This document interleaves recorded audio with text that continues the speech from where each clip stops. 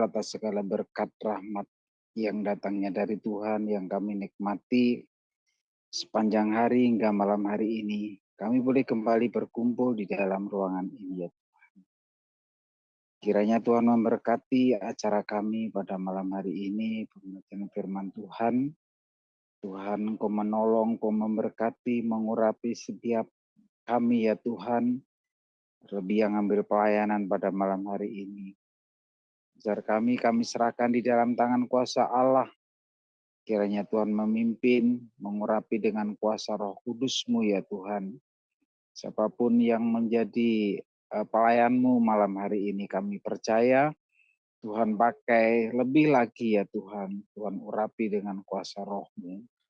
Dari awal, pertengahan, hingga selesainya acara kami pada malam hari ini, kami serahkan di dalam tangan kuasa Allah.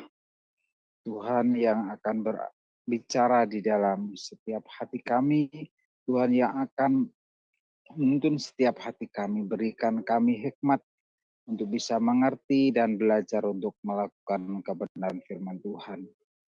Dari awal, pertengahan, hingga selesainya acara kami ini, kami serahkan di dalam tangan kuasa-Mu Tuhan. Terima kasih Tuhan, terlebih Tuhan, internet kami yang kami pakai pada malam hari ini, kami serahkan di dalam tangan kuasa Allah, jauhkan dari hal-hal yang tidak kami inginkan Tuhan. Tuhan sendiri yang akan memimpin kami, ya Tuhan. Terima kasih Bapa, Engkau memberkati teman-teman kami, saudara kami yang sudah ada di dalam ruangan ini. Kiranya Tuhan memberkati. Terima kasih Bapa. Di dalam berkat nama Tuhan Yesus Kristus, kami sudah berdoa dan mengucap syukur. Haleluya, haleluya, amin. Salam semua, kembali lagi di Sema Adonai. Dan kali ini kita akan memperkenalkan pembicara kita, yakni Pendeta Dedi Kurniawan. Dan berikut adalah profil singkat dari beliau. Beliau sudah menikah dengan istri bernama Junita S. Sos dan memiliki 2 orang anak, yaitu Christopher Hosea Eugene, 25 tahun, dan Aiko Rodita Eugenia, 18 tahun. Pendidikan S1 Fakultas Ekonomi Manajemen UPRIDA pada tahun 1996, S2 Magister of Art STT Battle The Way pada tahun 2013, S2 Magister Teologi STT Battle The Way pada tahun 2015, S2 Magister Pendidikan pada tahun 2017 di Institut Kristen Borneo Balikpapan, S3 Teologia pada tahun 2018, Institut Kristen Borneo Balikpapan, Bethel Biblical Counseling Academy pada tahun 2022. Pelayan Ketua Cahaya Kasih Ministry Waktu Gembala GPI Persatuan BSD pada tahun 2020. Mentor Gembala-Gembala Cabang pada tahun 2021 hingga sekarang. Gembala Jemaat GPI Ekousia Agape Karawaci Benton Johnson UPH Karawaci. Pekerjaan beliau bekerja sebagai dosen tetap di Institut Kristen Borneo Balikpapan. Beliau juga menjadi dosen tamu di STT Tabha Batam dan juga dosen tamu di STT Labs Bekasi, serta menjadi pengajar di Cahaya Kasih Ministry. Baik, terima kasih untuk waktu kesempatannya Shalom Bapak Ibu semua yang ada di Zoom maupun Bapak Ibu yang menyaksikan siaran ini dari berbagai live YouTube ya. Nah, sekali malam hari ini kita dapat melanjutkan kembali episode pelajaran kita yang akan membahas tentang etika Kristen, khususnya secara spesifik malam ini kita akan membahas tentang etika di dalam pelayanan. Nah, minggu lalu kita sudah belajar tentang etika bisnis ya, bagaimana orang Kristen menjalankan bisnisnya. Kemudian ya kita sempat membahas tentang bivokasional ya, seorang hamba Tuhan yang merangkap jabatan ya sebagai hamba Tuhan dan juga sebagai pebisnis atau seorang karyawan. Malam ini kita akan membahas tentang satu pembelajaran yang sangat penting sekali berkaitan dengan etika seorang hamba Tuhan atau kita semua orang-orang pilihan Tuhan ketika kita melayani. Nah, kata melayani tidak hanya kita melayani di dalam gereja, tetapi kita melayani juga di luar. Ingat kalau kita kembali kepada firman Tuhan bilang saudara dan saya adalah garam dan terang. Artinya kalau garam itu adalah orang yang memberikan dampak pengaruh yang baik. Nah, pengaruh yang baik itu kita bisa tunjukkan lewat sikap, perbuatan, perkataan, pikiran kita ya kepada orang banyak, kepada orang umum ya. Nah, inilah yang sangat penting sekali supaya di dalam diri setiap anak-anak Tuhan ya sebagai hamba-hambanya yang melayani, kita perlu memahami dan mengenal apa itu etika di dalam sebuah pelayanan. Nah, baik untuk mempersingkat waktu, kita akan masuk di dalam pembahasan slide yang pertama. Nah, etika dan etos dalam pelayanan. Jadi kalau etika pelayanan itu adalah nilai-nilai yang kita pegang ya untuk kita terapkan didasari kepada kebenaran Alkitab untuk kita melayani baik itu pekerjaan Tuhan, pekerjaan kita dan sesama kita ya di dalam aplikasi kehidupan kita. Itu yang dimaksud dengan etika di dalam sebuah pelayanan. Begitu. Kata pelayanan ini maka jelas sekali bahwa ini menunjuk kepada kita sebagai posisi sebagai seorang pelayan yang melayani ya, yang melakukan tugas-tugas yang kita terima, kemudian kita dipercayakan dan kita melakukannya itu dengan penuh tanggung jawab. Nah, kita akan melihat slide yang pertama di dalam penjelasan pada malam hari ini. Nah, di dalam etika, dalam menerapkan etika dan moral Kristen dalam tugas, diperlukan adanya satu etos, ya, satu etos atau moralitas etis sebagai penuntun kerja yang dapat dikembangkan sebagai berikut. Yang pertama, hamba Tuhan harus melihat dan mengambil tugas pelayanan sebagai anugerah Allah yang disikapi dengan penuh syukur serta dilakukan dengan rendah hati, penuh semangat serta bertanggung jawab. Nah, ini ayat firman Tuhannya tertulis saudaraku secara lengkap, walaupun kita karena waktu kita tidak buka satu persatu ayatnya, namun saudara bisa nanti bisa membuka ayat-ayat firman Tuhan seperti apa yang tertulis di dalam slide PPT kita. Yang pertama dikatakan, bahwa hamba Tuhan melihat dan mengambil tugas pelayanan sebagai anugerah. Artinya apa? Bahwa pelayanan yang kita terima hari ini itu adalah kepercayaan yang Tuhan berikan buat kita. Itu adalah pemberian yang diberikan kepada kita. Nah, sikap kita bagaimana? Yang pertama kita harus bersyukur. Menyadari bahwa ini adalah satu kepercayaan yang sangat penting yang dipercayakan oleh Tuhan kepada kita. Sehingga pelayanan ini harus kita jaga dengan baik, ya. Kita syukuri, ya. Makanya di dalam prinsip ini sebagai seorang hamba Tuhan jangan kita pernah bersungut-sungut, mengeluh, ya. Seberapa berat, berapa ringannya pelayanan kita dan beratnya, kita jangan menunjukkan ya persungut-sungutan atau ketidaksukaan dengan apa yang Tuhan sudah percayakan buat kita. Dan ingat di dalam pelayanan ini kita ya harus menunjukkan sikap yang rendah hati. Jangan memiliki sikap yang arogan, sombong. Seakan-akan pelayanan ini itu karena saya. Pelayanan ini karena kehebatan saya. Karena saya merasa dibutuhkan. Sehingga akhirnya timbul kesombongan rohani yang muncul dalam diri kita. Nah, sehingga ketika kita melihat kepada orang lain, kita selalu menyampaikan pelayanan orang lain. Misalkan, kalau saya misalkan sebagai seorang WL, ketika saya dipercayakan melayani, maka itu adalah sebuah kebanggaan buat saya. Namun, ketika saya melihat orang lain melayani, ya sebagai WL yang sama misalkan dengan saya panggilannya, saya menilai WL yang saya lihat ini adalah WL yang sebenarnya jauh di bawah saya. Mungkin bisa memberikan penilaian-penilaian yang akhirnya agak negatif. Wah, nggak sehebat saya. Wah, dia mah begini, begini, begini. Nah, ini yang tidak boleh. Sebagai seorang hamba Tuhan, kita harus menghargai siapa yang melayani di atas mimbar. Apa yang dia layani. Ya. Dan siapa pelayanan ini dia berikan. Nah, sehingga karakter rendah hati ini, itu harus kelihatan nampak menonjol dari setiap pribadi hamba Tuhan. Nah, saudara bayangkan bagaimana ketika seorang hamba Tuhan yang melayani, ya dikuasai dengan kesombongan.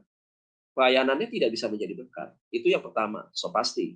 Yang kedua adalah bagaimana saudaraku, ya orang akan bersimpati melihat dia ini adalah orang yang diurapi Tuhan.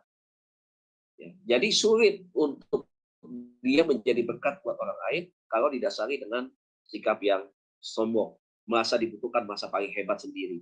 Ya, yang kedua harus penuh dengan semangat. Penuh semangat ini adalah antusias. Ya.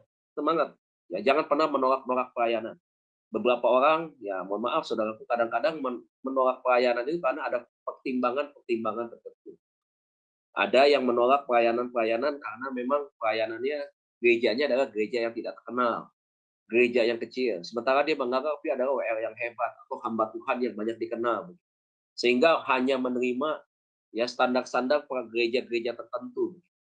Nah, ini nggak boleh begitu, ya, nggak boleh. Nah, kita harus menerima semua pelayanan yang dipercayakan kepada kita, ya. Itu adalah sebuah kehormatan. Sama, ya, kita melayani di gereja besar, gereja kecil, bahkan di kampung sekalipun, bahkan di pedalaman sekalipun, ya kita harus tetap punya rasa semangat yang tinggi. Jangan ketika melayani di gereja besar kita berkhotbah atau ya hamba Tuhan berkhotbah berapi-api begitu ya. Ketika ada di sebuah daerah di gereja yang kecil tidak ada semangatnya, ya, menunjukkan sesuatu yang tidak ada gairah begitu. Nah, bagaimana saudaraku jemaat merasa terbangun imannya kalau melihat seorang hamba Tuhan ketika dia berkhotbah begitu, kayak ada mau tidak mau begitu, ada rasa apa tidak semangat yang seperti biasanya, ya. Nah, ini nggak boleh. Dan yang kedua, setiap pelayanan kita ini harus kita pertanggungjawabkan. Pertama di hadapan Tuhan, itu yang paling utama. Dan yang kedua, kita bertanggung jawab kepada siapa? Kepada diri kita sendiri. Mendisiplinkan diri kita sendiri di dalam pelayanan. Dan yang ketiga adalah kita bertanggung jawab terhadap gereja atau tempat di mana kita diundang untuk melayani.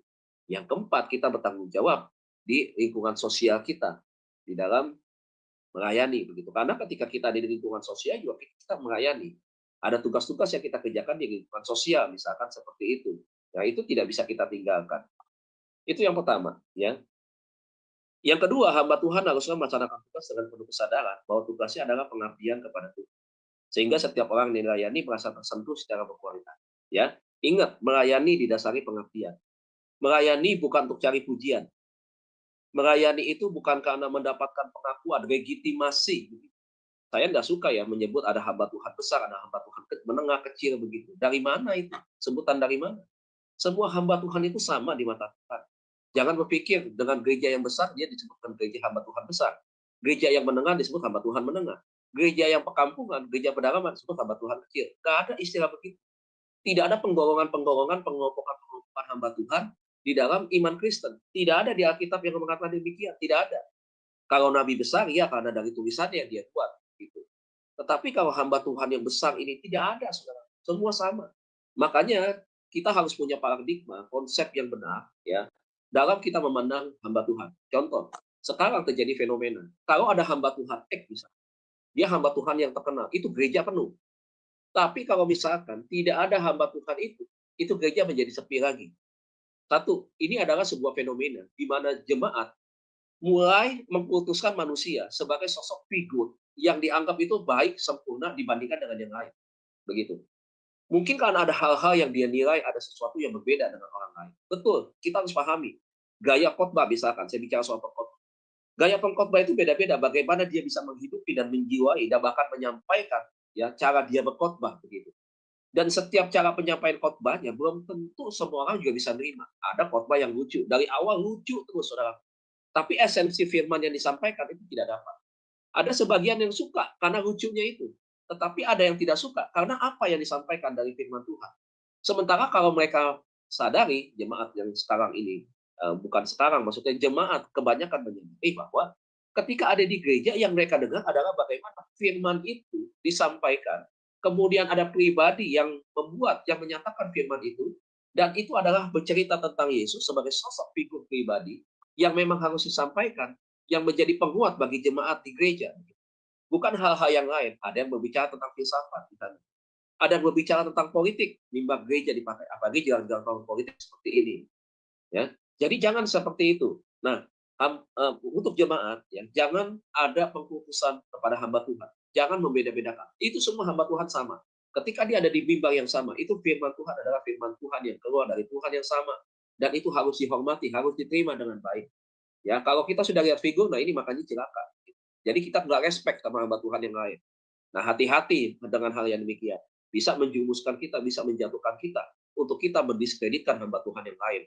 Mudah mengkritik hamba Tuhan yang lain. Banyak beginilah, begini, begitu, dan seterusnya. Seakan-akan kita punya jagoan, kita punya backing. Nggak ada, Kristen nggak ada seperti itu. Kita harus punya etika di dalam kita menghormati apa atau siapapun yang disebut dengan pendeta, hamba Tuhan, penginjil. Begitu. Yang dipakai dan yang dipercayakan Tuhan ketika hari itu dia menyampaikan firman. Nah, kita sebagai jemaat harus pegang itu. Etika kita untuk kita menghargai hamba Tuhan harus kita buktikan. Tidak ada prinsip mengutamakan yang satu dan merendahkan yang lain. Tidak berlaku. Ya. Dan ini adalah sebuah pengabdian. Nah, saya sedih ketika ada pelayan-pelayan yang mengaku hamba Tuhan, tetapi mereka di dalam pelayanannya itu mereka pasang tarif. Mereka bilang, "Pak, kalau saya pelayanan di tempat ini, kami punya fasilitas, kami punya standar-standar tertentu. Satu, pemusik dari kami bawa 5 pemusik, WL dari kami," begitu. Nah, kemudian kami biasa kalau melayani sekian waktu, misalkan kalau berkhotbah biasa Bapak dikasih sekian, kasih sekian begitu. Waduh, Bapak Ibu, ini kalau menurut saya nih, ya ini pendapat pribadi saya, nggak apa-apa ini disiarkan di YouTube. Nggak apa-apa, kita berbeda pandangan ya. Bapak Ibu setuju dengan saya, tidak setuju juga tidak apa-apa. Menurut saya pendeta yang kayak begini jangan diundang. Jangan diundang lagi. Kita membiarkan dia rusak, ya, merusak prinsip etika di dalam pelayanan. Bahwa pelayanan itu bukan untuk kita, not for me, tetapi untuk Tuhan. Kita kembalikan untuk itu. Kita mengabdi buat Tuhan. Begitu. Siapa yang kita layani? Manusia, kitanya, egonya kita pribadi ini, atau Tuhan? Begitu. Ya, ayo kita melayani benar-benar murni, jujur. Jadikan sebuah kehormatan ketika kita diundang pelayani. Saya mau saksikan sedikit. Waktu saya pertama kali diundang dilayani oleh Pak Daniel, itu sebuah kehormatan banget buat saya. Saudara, saya tidak punya ember apapun, ya termasuk untuk mau dikenal, ya banyak pengikut, kemudian diacungi jempol dan seterusnya. Saya tidak pernah ada penyakit. Saya menyadari bahwa hidup ini adalah proses pembelajaran. Setiap hari kita belajar. Walaupun saya pengajar, saya juga banyak belajar dari pengajar-pengajar yang lain. Kenapa? Karena kita saling memperlengkapi. Kita bisa mengerti, memahami semua, ya. Apapun yang kita pelajari misalkan berkaitan dengan studi, misalkan studi teologi, kita tidak mungkin bisa menguasai semua. Ada bagian-bagian tertentu yang dipercayakan di bidang pengajaran misalkan. Ada pengajaran A, B, dan C. Saya bisa di A misalkan. Tetapi saya tidak menguasai betul di B, maka saya belajar. Jadi apa yang kita mesti sombongkan? Tidak ada. Dan harus kemana kita melayani? Kepada Tuhan. Makanya jadikan sebuah panggilan pelayanan itu sebagai sebuah kehormatan. Pengabdian kepada Tuhan. Bukan mengabdikan diri kita sendiri. Ya, bukan orang minta mengabdikan kepada kita. Kita ini seakan-akan menjadi bos. Tidak ada. Buang mentalitas bos di dalam dunia pelayanan. Sekalipun Anda betul Anda adalah bos, ya, Anda punya kedudukan yang hebat, ya, baik itu di perusahaan maupun di masyarakat. Ketika Anda masuk ke dalam dunia pelayanan, Anda adalah hamba. Hamba, ya, di sini saya tegaskan lagi hamba, bukan siapa-siapa. Bos hanya satu, Yesus Kristus, Tuhan yang kita layani. Begitu. Jadi hati-hati di dalam organisasi. Jangan merasa kita paling dibutuhkan, kita paling hebat. Ingat organisasi harus mengutamakan. Misalkan Shema Adonai. Shema Adonai ini misalkan organisasi, ya, organisasi anak-anak Tuhan yang membangun komunitas pelayanannya, penyampaian kebenaran firman Tuhan lewat media supaya banyak orang mendengar, mendapatkan pencerahan, kemudian tahu tentang kabar baik, kemudian bertumbuh karena lewat pengajaran-pengajaran tersebut. Berarti ini berbicara tentang apa? Ini keutuhan organisasi. Jadi organisasi ini menjadi apa? Menjadi satu prioritas. Jangan seakan-akan ketika kita sudah ada di dalam pelayanan itu, entah itu sebagai pemimpin, entah itu sebagai pengurus apa-apalah namanya begitu, kemudian ada orang yang muncul secara pribadi menganggap bahwa dia paling penting, dia paling berjasa. Nggak bisa begitu. Kita harus sadar bahwa kita ada di sini itu kerja tim, kita unity bersama-sama. Yang kita layani adalah sebuah pengabdian untuk apa? Untuk Tuhan, untuk kerajaan Allah. Setelah itu dampaknya kepada siapa? Dampaknya kepada sesama. Nah, ini poin kedua yang harus kita pahami. Apalagi hamba-hamba Tuhan, begitu ya. Jadi jangan merasa bahwa pelayanan kita ini adalah satu pelayanan yang memang karena kualitas kita, karena kita banyak pengikut, kemudian orang kita paksa untuk menjadi pengabdi buat kita. Kita ini menjadi bos. Buang mentalitas bos. Nggak berlaku di sini. Itu yang kedua. Yang ketiga, hamba Tuhan haruslah mengambil keputusan dan menetapkan setiap kebijakan penuh kesadaran bahwa ia bertanggung jawab kepada Tuhan, gereja, dan masyarakat. Sehingga ada kearifan dalam setiap langkah yang diambil. Nah, ini keputusan itu penting. Setiap keputusan itu mengandung risiko. Ya. Jadi kalau saudara terjun di dalam pelayanan, bukan pelayanan tidak ada risiko. Ada pelayanan. Di dalam setiap pelayanan yang kita terima, kita jalani. Risiko selalu ada. Tapi Tuhan mengingatkan kepada kita supaya kita menjadi orang yang bijak. Hidup kita sebagai hamba Tuhan yang melayani, yang hari ini ya saudaraku, kita perlu banyak pertimbangan-pertimbangan. Jangan kita meninggalkan pertimbangan itu. Ya, Kitab Amsal mengajarkan kepada kita betapa pentingnya pengambilan keputusan didasari pada pertimbangan. Supaya kita tidak salah melangkah, supaya kita tidak tersesat dengan berbagai macam pertimbangan-pertimbangan yang akhirnya kita putuskan dengan secara emosi, dengan secara kemampuan manusia. Ingat ya, di dalam etika pelayanan, sekali lagi, hikmat Tuhan itu sangat menentukan. Ya. Jadi bagaimana caranya? Jadilah pemimpin atau kita hamba Tuhan yang bijak. Ketika ada keputusan-keputusan yang perlu kita ambil, maka kita perlu melibatkan orang-orang yang memang terlibat di dalamnya, gitu. Ya, ambil kebijakan ini sebagai sebuah kesadaran yang paling utama. Disadari manfaatnya, disadari bahwa ini adalah untuk menjadi sebuah pelayanan yang menjadi berkat. Tanggung jawabnya kepada Tuhan. Ya, bukan sekedar cuma aktivitas belaka. Ya, ingat kita melayani ini bukan sekedar sebuah rutinitas karena mengisi waktu. Jangan jadikan itu. Ke gereja juga begitu. Ya, kita ke gereja menerima panggilan sebagai pelayan Tuhan, menerima tugas sebagai seksi ini, ketua bidang ini, ketua bidang itu. Ya, karena mungkin hanya sekedar pengen ada nama yang disebut di dalam seksi kepengurusan begitu. Tetapi pada dasarnya, tujuan utama daripada keputusan yang kita ambil ini sebenarnya adalah betul nggak kalau kita ambil keputusan ini, kita terima keputusan ini adalah satu keputusan yang memang sesuai dengan kebutuhan yang dibutuhkan oleh gereja misalkan, oleh komunitas kita misalkan, atau tidak. Kalau memang itu tidak, saudaraku, lebih baik saudara tidak mengambil keputusan untuk misalkan ada di kepengurusan itu, tetapi Anda ada di belakang untuk mensupport. Dibandingkan Anda tidak maksimal di sana. Jadi ketika kita mengambil sebuah keputusan, maka keputusan kita itu adalah pertimbangan yang sangat penting itu dari berbagai sisi. Ya, jadi jangan itu dari kesibukan misalkan bisa kalau Anda tentunya sebagai seorang pekerja juga. Makanya berapa banyak di antara beberapa pelayan, misalkan ada komitmen ketika menjadi pelayan Tuhan harus wajib ikut doa pekerja misalkan. Tetapi dia tidak bisa ikut terus begitu.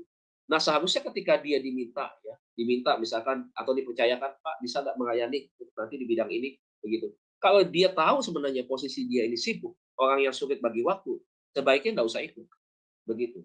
Kenapa? Nanti akan mengecewakan gitu. Ya, nanti juga tidak menjadi berkat bagi jemaat dan juga bagi pengerja yang lain. Nah, ini etika yang harus dipegang begitu. Jangan sampai nanti nama kita juga tidak baik, gitu ya. Nama kita tidak baik. Cuman asal menang nama aja dari situ begitu. Pelayanannya nggak maksimal. Nah, ini yang ketiga. Kemudian yang keempat kita lihat. Hamba Tuhan harusnya menetapkan prioritas berdasarkan pertimbangan yang matang atas kepentingan, kegunaan, serta kelayakan dan kesediaan yang perlu untuk melakukannya. Ya, prioritas itu penting. Saya selalu bilang, prioritas utama di dalam kehidupan kita sebagai anak-anak Tuhan ya adalah menempatkan Tuhan Yesus sebagai yang utama itu ya. Bukan hal-hal yang lain. Jadi kalau kita menempatkan prioritas kita itu Yesus ya sebagai prioritas utama, maka fokus-fokus yang lain itu adalah nomor berikutnya. Begitu. Bukan berarti misalkan kalau kita melayani Tuhan kita tidak boleh bekerja, kita tidak boleh bisnis, kita tidak boleh sekolah, bukan seperti itu. Ya Tuhan nggak mau juga seperti itu.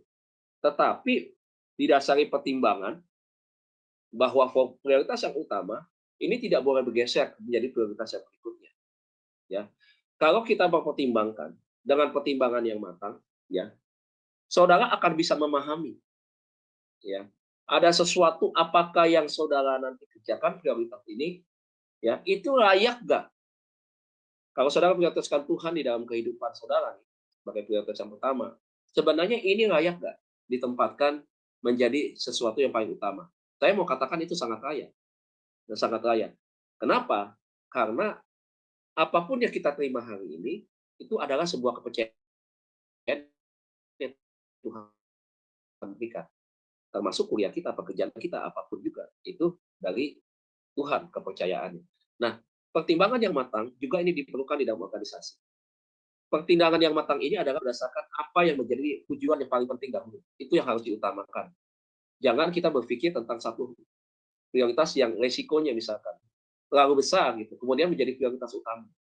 Jangan, ya selalu ada analisa. Jadi poin keempat ini mengingatkan kepada kita hamba Tuhan itu juga harus punya prioritas. Apa yang dia mau kerjakan? Pelayanan mana dulu yang mau dimulai? Ketika dia menjadi seorang gembala, maka dia melihat. Ada observasi yang dia lihat. Jemaat saya, gereja saya apa yang perlu dahulu dibutuhkan di dalam mengembangkan pelayanan. Nah, itu yang harus dibuat sama dia. Prioritas 1 ini, prioritas 2 ini, prioritas 3 ini, 4 ini, 5 ini. Begitu. Nah, bagaimana dia menyusun prioritas? Kalau dia sebagai seorang pemimpin, tentunya tadi saya bilang, kalau itu organisasi, maka tidak bisa dia mengambil keputusan sendiri. Dia harus melibatkan tim untuk menentukan prioritas. Sebab kalau nanti dia mengambil keputusan tidak secara tim, nanti dia akan menjadi orang yang dipersalahkan gitu ya.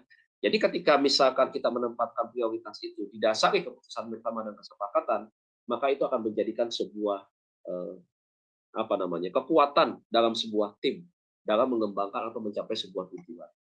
Nah, yang kelima, hamba Tuhan harus mewujudkan sikap, ya, mewujudkan sikap yang bagaimana? Tentunya sebagai sikap yang baik, ya. Tentunya sebagai sikap yang baik itu ditunjukkan di dalam integritas kita sebagai orang yang betul-betul semakin kita memahami kebenaran Tuhan, semakin kita menghidupi firman Tuhan, maka sikap kita akan kelihatan sikap yang berbeda begitu.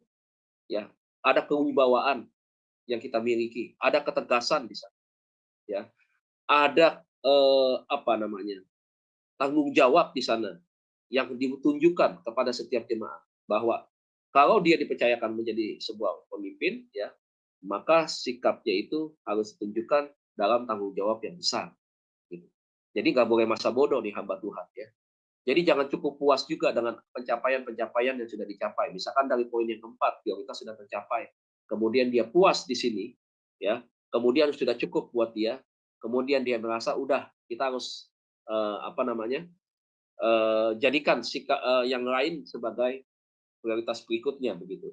Ya, jangan ya kita harus tetap melihat bahwa apa yang punya pencapaian itu perlu kita tingkatkan kembali. Ini berbicara tentang sikap, ya termasuk di dalam memutuskan hal-hal yang sangat penting, begitu. Nah, menjadi seorang pemimpin juga jangan ibaratnya itu pelin-pelan, ya.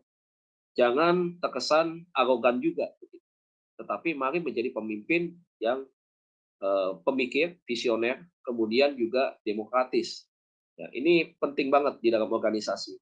Cuma kalau cuma mengandalkan aroganisme, wah ini repot. Ini pelayanan dunianya, dunia pelayanan ya. Yang kita bangun adalah spiritual jemaat untuk semakin bertumbuh di dalam pengenalan Tuhan. Kata dan tindakan dalam kebenaran dan kebaikan ini harus sama, sejajar, sinkron ya. Kemudian sikap ini harus dilakukan dengan penuh tanggung jawab dalam hubungan dengan atasan. Lihat kalau saudara bawahan dengan atasan saudara harus baik ya. Saudara harus punya hubungan eh, bottom up dan ke bawah ya, itu saudara harus sama baik ya. Terbangun satu relasi. Nggak usah sungkan dengan atasan. Ya, jangan musuhi atasan, dan atasan juga dia harus memberikan sikap hormat kepada bawahan yang dia pimpin. Di dalam dunia gereja, saudaraku ya, seorang atasan dia adalah sebagai mentor. Dia ini juga kadang adalah sebagai bapak rohani kalau dia kembali. Jadi lihat kalau dia perannya sebagai bapak rohani, maka yang di bawah dia adalah anak-anak rohani dia. Ingat, ini bukan bapak dunia, ini bapak rohani. Ya, bukan berarti hanya faktor ketegasan saja. Kalau bapak dunia mungkin faktor ketegasan yang diutamakan.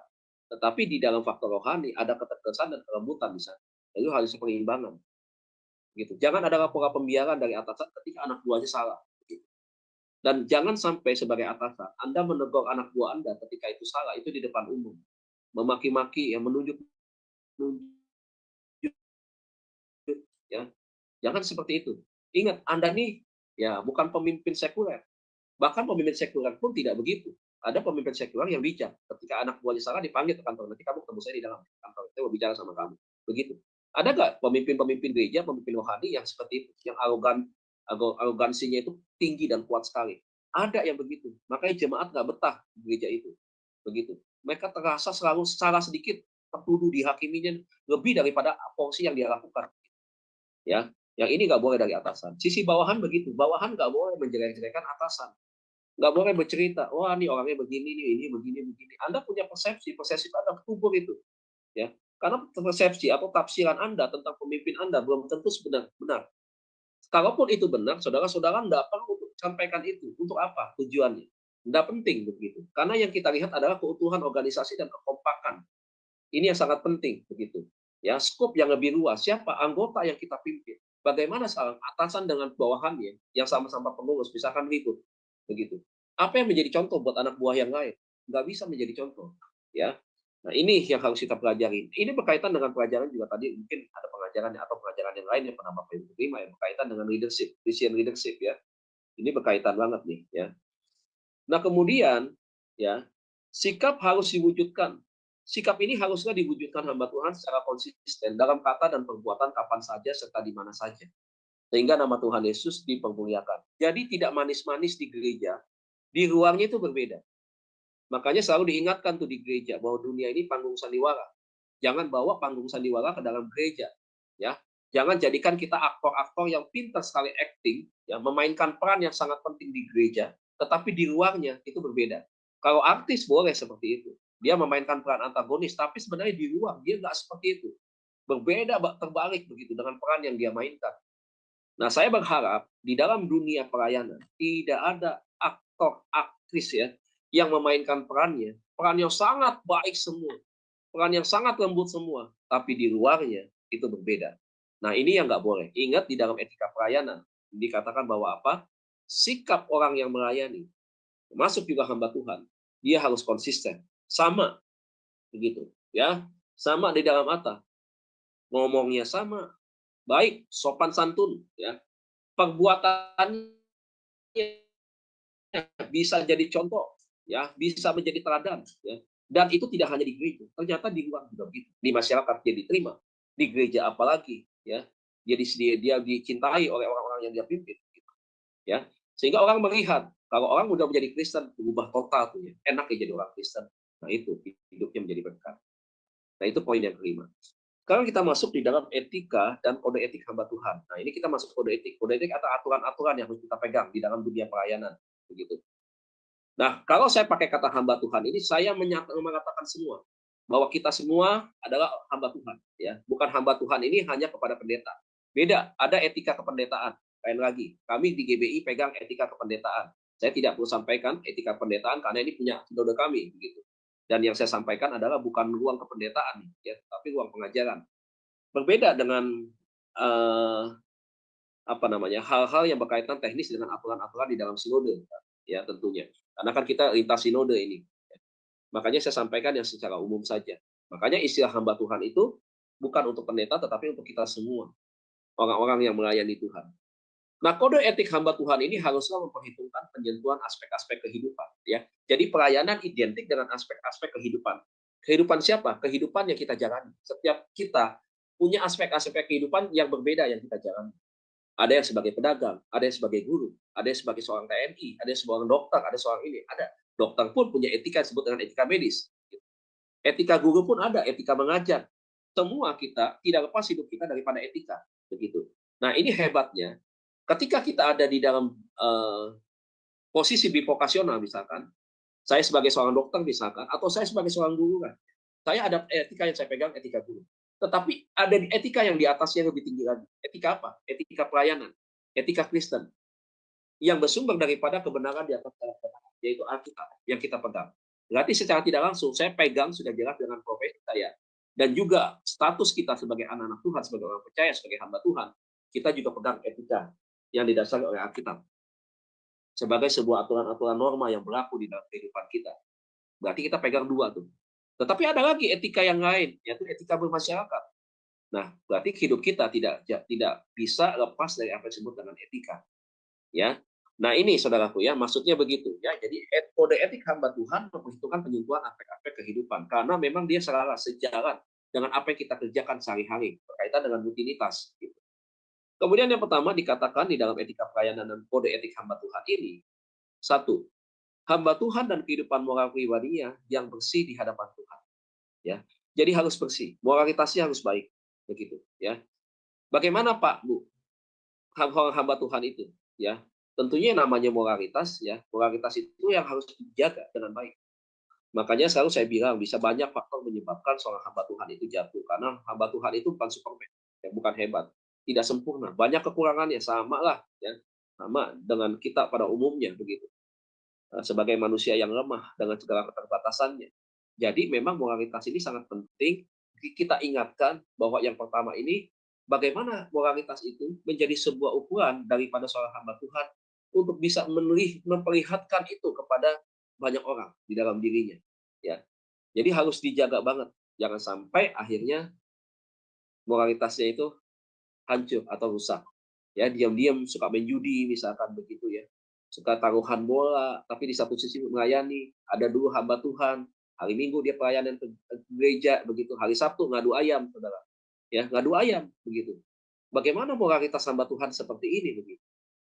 Pak, bagaimana kalau hamba Tuhan dulu misalkan mantan orang yang ada di dunia gelap misalkan, ya, kemudian dipanggil menjadi hamba Tuhan, itu beda, lain cerita. Lain cerita, saudara, itu tidak perlu dibahas, begitu ya. Itu berbicara tentang proses pertobatan dan dia dipilih Tuhan untuk menjadi hambanya. Itu berbeda, tapi ada hamba Tuhan yang memang sekian lama dia berstatus hamba Tuhan, tetapi di tengah jalan kehidupan moralitas enggak baik, begitu ya. Seringkali jatuh bangun di dalam masalah-masalah ketidakkekudusan misalkan seperti itu. Wah, ini berbahaya nih kalau udah model-model kayak begini. Ya, jadi ini hal pesan penting yang harus kita ingat ya. Hati-hati begitu.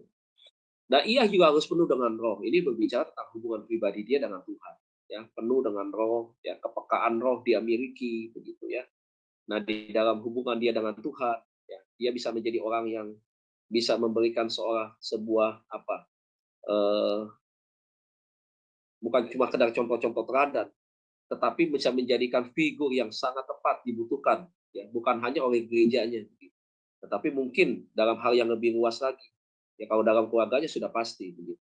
Tetapi mungkin ya misalkan di gerejanya dia dengan sesama rekan gerejanya, di dalam dunia pelayanan dia bersama dengan hamba-hamba Tuhan yang lain.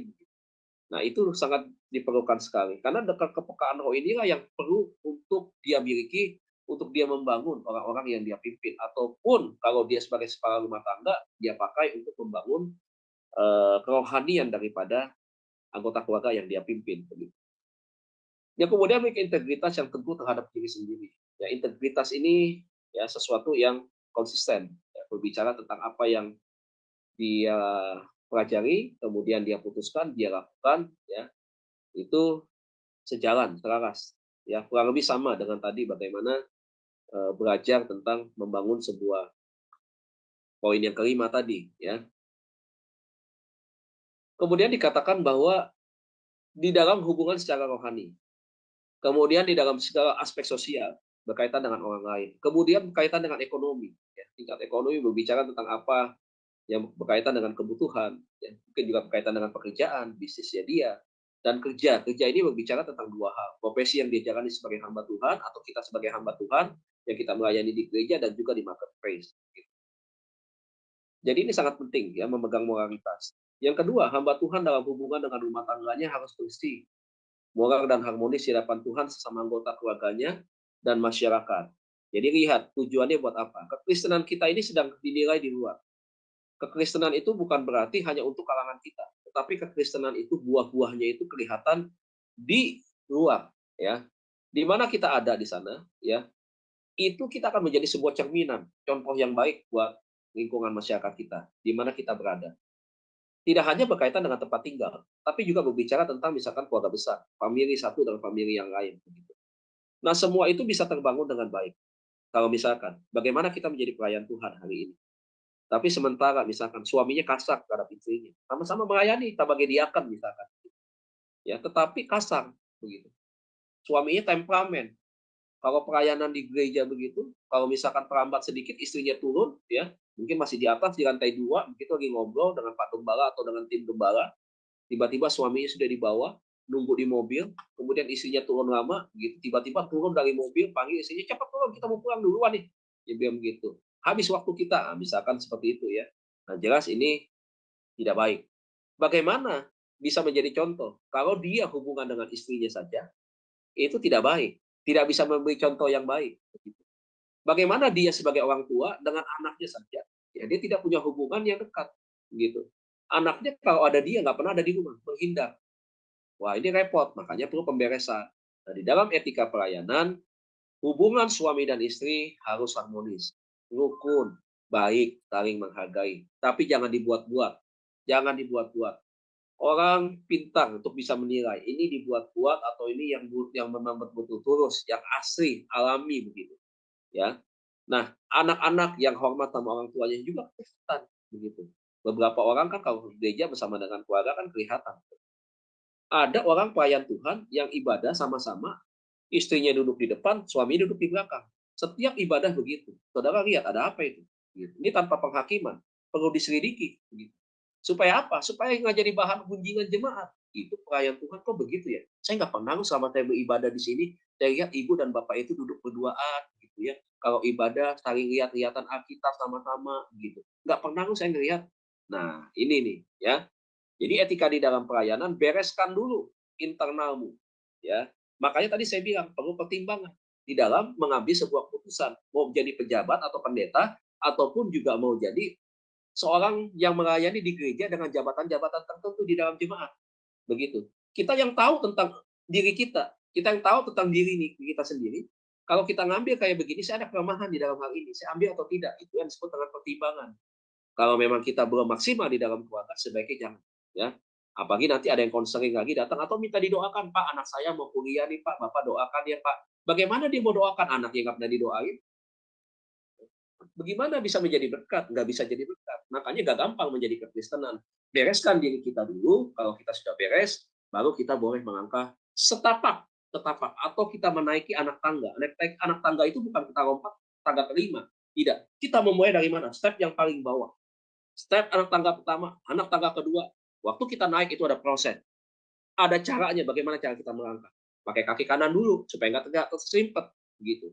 Nah, ini yang harus kita ikuti, rule-nya, aturannya yang baik. Nah, inilah yang harus kita pegang. Kode etik hamba Tuhan itu adalahnya satu, ya. Kita melayani, selalu saya pegang di dalam khotbah saya selalu ingatkan, apalagi saya bidang praktika, bereskan dulu. Internal harus bagus dulu. Kalau internal nggak bagus, jangan harap bisa keluar. Jangan.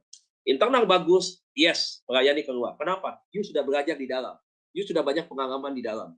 Sehingga ketika you keluar, you bisa diterima oleh orang banyak. Sekarang di dalamnya bobrok. Tinggal di lingkungan masyarakat. Anak setiap hari ngomong kasar, ya, ribut kadang-kadang dengan tetangga. Setiap hari rajin, kalau misalnya rajin, ya, ibadah rajin setiap hari Minggu. Coba, jadi berkat nggak? Nggak jadi berkat juga sama, begitu. Jadi apa sebenarnya yang kita ikuti di dalam rutinitas ibadah kita? Tetap tidak bisa menjadi berkat buat orang lain. Nah, ini kendala-kendalanya. Kenapa pelayanan etika ini, kode etik hamba Tuhan ini diperlukan? Karena itu menyangkut orang lain, begitu, berhubungan dengan orang lain, bukan hanya dengan kita. Ya, itu yang kedua. Yang ketiga, hamba Tuhan dan hubungan kerja harusnya dilakukan dengan penuh hikmat. 1 Raja-Raja 3:12 ya. Ayat 28, Yakobus 3:13-7 nanti bisa lihat di rumah. Dalam hubungan dengan atasan, ya, bawahan dan sesama rekan pelayanan. Berarti ini sinergi nih. Ada atasan, ada bawahan dan sesama rekan pelayanan. Skopnya kecil apa luas? Luas begitu. Jadi dari dalam masuk bersama dengan tim, kemudian keluar. Saya yakin siapa Adonai melakukan hal yang ini. Ya, jadi ada atasan, ada tim yang sama-sama. Atasan itu berbicara tentang kepercayaan yang diberikan, bukan atasan karena dia hebat, karena dia punya sesuatu yang lain, misalkan harta, kedudukan, nama besar, pangkat, bintang 4 misalkan. Bukan itu, tetapi kepercayaan diberikan oleh teman-teman timnya. Kamu aja deh menjadi atasan yang mementori kita begitu. Jadi ingat ya, di dalam dunia pelayanan, ya, sebenarnya saya nggak suka dengan kata atasan. Yang saya suka adalah mentor. Kenapa? Karena di dalam dunia pelayanan itu bukan ada hierarki jabatan tinggi dan rendahnya. Bukan berarti atasan itu punya otoritas untuk mengatur anak buahnya. Ya seenak-enaknya aja. Enggak begitu. Ada rule yang kita pakai, yaitu apa? Firman. Begitu. Bagaimana menjadi pemimpin yang bijak? Pemimpin yang cakap. Pemimpin yang bisa diterima. Pemimpin yang rendah hati. Banyak. Dan itu kadang-kadang satu aja, itu butuh proses. Untuk diri kita ini perbaiki. Kadang mungkin orang yang punya kedudukan atasan di kantor, belum tentu dia bisa masuk ke dalam dunia pelayanan, belum tentu. Ya, dia jago nih, manajemen dia jago, dia manajer, dia hebat sebuah perusahaan. Ketika dia masuk di dalam dunia pelayanan, belum tentu dia bisa berhasil. Begitu. Kenapa? Banyak aspek-aspek yang harus dia benahi terlebih dahulu. Nah, jadi saya kenapa? Kalau mentor ini dia mengarahkan. Dia bukan memerintah. Kenapa seringkali jemaat ribut, konflik di gereja? Mereka bilang begini, ngapain gue ikut-ikutan di gereja? Percuma gue nggak dihargai, udah gue digaji kagak. Nah, ini ada kata gaji. Ya, kalau kita ngomong masalah gaji, berarti kan sedang menyamakan bahwa dia sedang ada di bawah organisasi yang tidak beda dengan organisasi sekuler. Satu, perintahnya harus ada kewajiban. Melanggar kewajiban harus ada hukumannya. Kan begitu, ya. Ada kompensasi yang harus diterima. Di dalam dunia pelayanan tidak ada kompensasi yang kita terima. Orang semua adalah pengabdian, tadi yang kita bahas. Begitu. Jadi bukan hanya berbicara tentang aspek untung ruginya, plus minus ya bukan. Karena ada mendapatkan uang ya, atau mendapatkan fasilitas lain, ada reward-rewardnya. Bukan itu. Ya. Nah ini jadi berbeda. Makanya diperlukan hikmat itu penting. Nah hikmat ini akan menuntun kita untuk kita berhati-hati. Bagaimana kita menyerahkan tugas kepercayaan buat orang lain. Ingat ya, tidak semua orang punya karakter yang sama. Tidak semua orang punya latar belakang yang sama. Jadi cara memberikannya pun berbeda-beda, memberikan kepercayaannya begitu. Ya, kita bisa memberikan kepercayaan itu, mendelegasikan itu, kita juga lihat-lihat, pertimbangkan. Memang cocok kan nih? Kalau nggak cocok jadi batu sandungan. Ini bisa jadi bumerang nih, bisa berbalik ke saya nih sebagai seorang mentor. Makanya kenali karakter anak buah Anda. Ya, kenali karakter, kemudian kenali ya sifat-sifatnya, ya, kemudian kepribadiannya itu sangat diperlukan.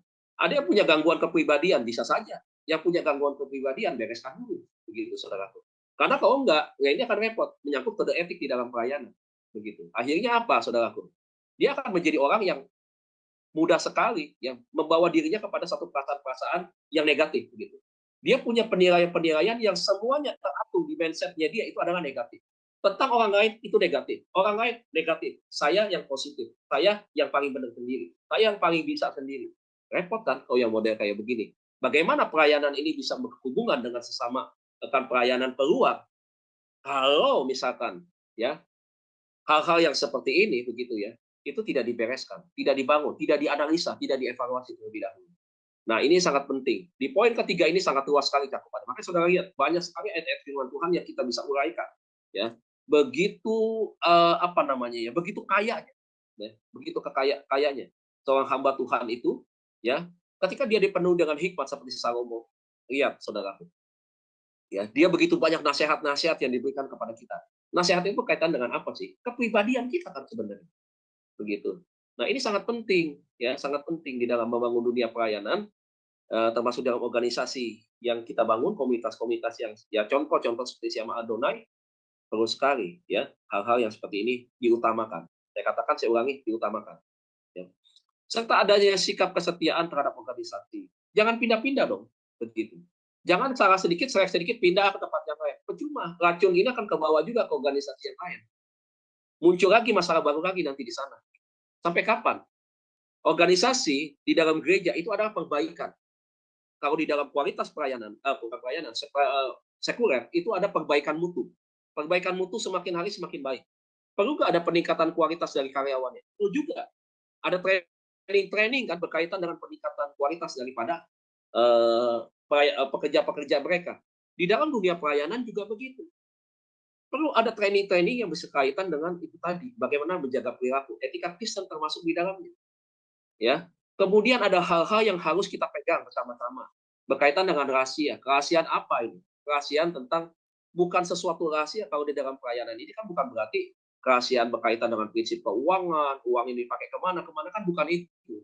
Tetapi kerahasiaan berkaitan dengan tanggung jawab individu masing-masing.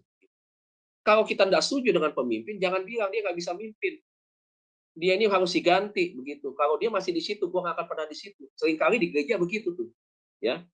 Ya saya bukan mengatakan saya hebat, tidak. Karena saya memang orang lapangan. Saya tahu diskusi dengan hamba Tuhan banyak dari berbagai kalangan, lintas sinode dan seterusnya. Ketika kita berbicara, ketika dia memimpin sebuah organisasi, dia sebagai seorang mentor, gembala begitu ya. Seperti apa dia menghadapi berbagai dinamika kehidupan organisasi, perkembangan-perkembangan yang terjadi di dalam dunia pelayanan, termasuk berurusan dengan jemaat seperti apa. Waduh, fenomenanya Pak Bu berubah terus, bagaikan bola salju begitu. Ya, ini poin yang ketiga. Tinggal 10 menit ya. Waktu pembahasan udah mau sejam. Ya, yang keempat, hamba Tuhan dan hubungan moral dengan sesama yang berlainan jenis dalam jenis kelamin, dalam kerja dan hubungan pribadi. Ini hati-hati nih buat hamba-hamba Tuhan yang laki-laki ya. Hati-hati Anda membangun hubungan pelayanan dengan yang berbeda jenis kelamin ya. Hati-hati juga sebab kenapa? Akan repot. Contoh aja kami hamba Tuhan ya di sinode kami ya. Kadang-kadang ada pesan yang disampaikan kepada kita untuk kita tidak membangun komunikasi dengan lawan jenis ya secara diam-diam kemudian di satu tempat begitu. Bahkan kami juga pernah diingatkan jangan satu mobil bukan dengan seorang yang bukan anggota keluarga atau istrinya. Karena kalau satu kali dilihat oleh jemaat ataupun misalkan hamba Tuhan yang lain, ini akan terjadi salah tafsir. Sebenarnya tujuannya baik, misalkan saya misalkan pergi satu malam dari mall misalkan. Saya melihat ada seorang ibu muda misalkan bawa belanjaan banyak begitu. Kemudian tiba-tiba saya berhenti, saya sapa, kemudian saya ajak untuk naik ke mobil saya antar ke rumahnya. Tujuannya baik. Tetapi lihat persepsi orang bisa berbeda. Nah, di dalam hal ini mungkin kita bisa punya pandangan yang lain. Pak, itu kan kebaikan. ya udahlah Pak, hiraukan saja, yang penting kebaikannya menjadi yang utama. Betul saudaraku, ya. Tetapi bisa saja, ya bisa saja hal ini bisa eh, nggak semua. Bisa juga ini bisa jadi salah satu pemantik nanti, ya. Terbangun satu komunikasi yang lain lebih lagi, ya, yang lebih lagi maksudnya yang lebih serius, ya bisa terlalu terbuka, terlalu cerita yang macam-macam, akhirnya terbangun suasana keakraban, dari keakraban yang biasa yang tidak pernah terpikir bisa kepada sesuatu yang lain yang efeknya lebih luas, begitu. Jadi mesti hati-hati ya ketika kita eh, yaitu tadi membangun pelayanan, berhubungan dengan pelayanan misalkan ya dengan lawan jenis. Ya mungkin kita tahu semua lah, yang perempuan juga tahu lah tentang hal ini. Begitu. Kalau yang perempuan mungkin diingatkan hati-hati, jangan terlalu dekat ya dengan hamba Tuhan itu. Ya sebaik kalau ada istrinya begitu. Sebab kalau nanti tidak ada istrinya bisa nanti salah persepsi, istrinya juga bisa menjadi cemburu, jadi nggak enak ya, suasana nanti jadi akhirnya saling curiga mencurigai begitu. Ini etika gitu. Kode etik hamba Tuhan juga begitu. Di dalam konseling juga kan saya bilang, walaupun waktu ada pendapat bilang konselor profesional boleh, ya memang boleh begitu. Tetapi yakin nggak dia bahwa dia ketika dia berkomunikasi dengan banyak lawan jenis, dia tetap bisa pegang prinsip, dia berkomitmen untuk dia tidak akhirnya menyimpang begitu. Nah itu kalau kami sebagai hamba Tuhan lebih baik mencegah dulu begitu, daripada terjadi begitu. Karena tidak ada yang super hebat manusia ini. Saya selalu pakai patokan kepada Daud. Kurang apa Daud? Hebat ya. Tuhan sendiri yang bilang, aku sudah menemukan Daud bin Isai, orang berkenan di hadapan Tuhan. Apakah Tuhan merasa tertipu? Ya tidak juga. Tetapi di balik itu kita lihat orang yang intim dengan Tuhan saja, yang intim yang begitu dekat dengan Tuhan saja, yang disukai oleh Tuhan saja bisa jatuh. Apalagi model kayak saya misalkan kayak begini. Kan lebih baiknya sebaiknya kan kita menjaga jangan sampai hal-hal yang tidak baik itu terjadi ya karena ini kode etik ya kode etik yang kita pegang ya. Nah ini etika di dalam sama nih dengan etika kependetaan yang ada di sinode saya. Itu jadi poin yang keempat. Ini berlaku bagi kita semua ya. Jadi kalau misalkan kita mau bawa bagaimana nih, memang agak susah juga. Tetapi sebaiknya kita ikuti saja, ya kita ikuti. Kalau saudara mau lebih baik, misalkan ya saudara mau panggilkan Grab ya bolehlah. Ya. Saudara panggilkan Grab, saudara naikkan Grab gitu, ya. Atau kalau saudara sama istri, ya itu sangat boleh, sangat boleh kalau ada istri. Angkut aja, jangankan 1.000, 2.000, 3, 4.000, angkut lah, ya. Gitu. Tapi kalau sendiri dalam keadaan sendiri, nah itu jangan, ya. Termasuk kadang-kadang kartu kredit tuh, kartu kredit ya, syarat mobil apa itu kan perempuan-perempuan muda cantik gitu ya, ngajak ketemuan Pak ini di sini itu, waduh, baiknya itu jangan. Nah, kalau udah ketemuan di mall nih, walaupun tempat terbuka begitu ya, kita berhubungan dekat dengan sales ya, gitu. Kemudian kita ngomong deket-deket gitu, ada orang yang ngomong, yang foto, waduh ini celaka. Karena ada kejadian dulu ada hamba Tuhan bawa jalan ya di mall dengan seorang perempuan muda itu difoto dari belakang di share. Ternyata setelah diselidik demi selidik salah dia. Ternyata anak perempuan itu yang dia gandeng, ya bukan perempuan lain. Ternyata ada istrinya juga, cuman istrinya tokoh lain. Ya, cuman kan di mata jemaat kan bisa salah, bisa beda begitu. Waduh, hamba Tuhan ini tuh, waduh gandeng-gandeng perempuan muda lagi, wah repot. Nah, itu ya kode etik yang harus dipegang. Dan kalau kita sebagai hamba Tuhan, kita berkomunikasi dengan lawan jenis ya, jangan kita tatap dengan tatapan mata yang seperti apa begitu. Ya, kemudian ada gerakan-gerakan tangan menyentuh bagian-bagian, walaupun cuma sekedar pundak gitu. Kecuali kita mendoakan beda gitu ya. Ini harus tahu nih, harus mengerti. Nah itu secara spesifik lebih dalam ada itu, ya khusus itu, ya untuk mendoakan wanita seperti apa kalau hamba Tuhan yang pria, gitu ya. Yang kelima, hamba Tuhan dan hubungan kerja yang diwujudkan dengan penuh komitmen. Komitmen ini bicara soal apa sih? Tekad, janji di dalam diri kita sendiri. Ya, tapi janjinya kepada Tuhan. Dedikasi, ya dedikasi itu berbicara tentang bagaimana kita punya sikap menghargai. Ya, nah ini sangat penting. Tanggung jawab, ya tanggung jawab nggak boleh dilupakan begitu.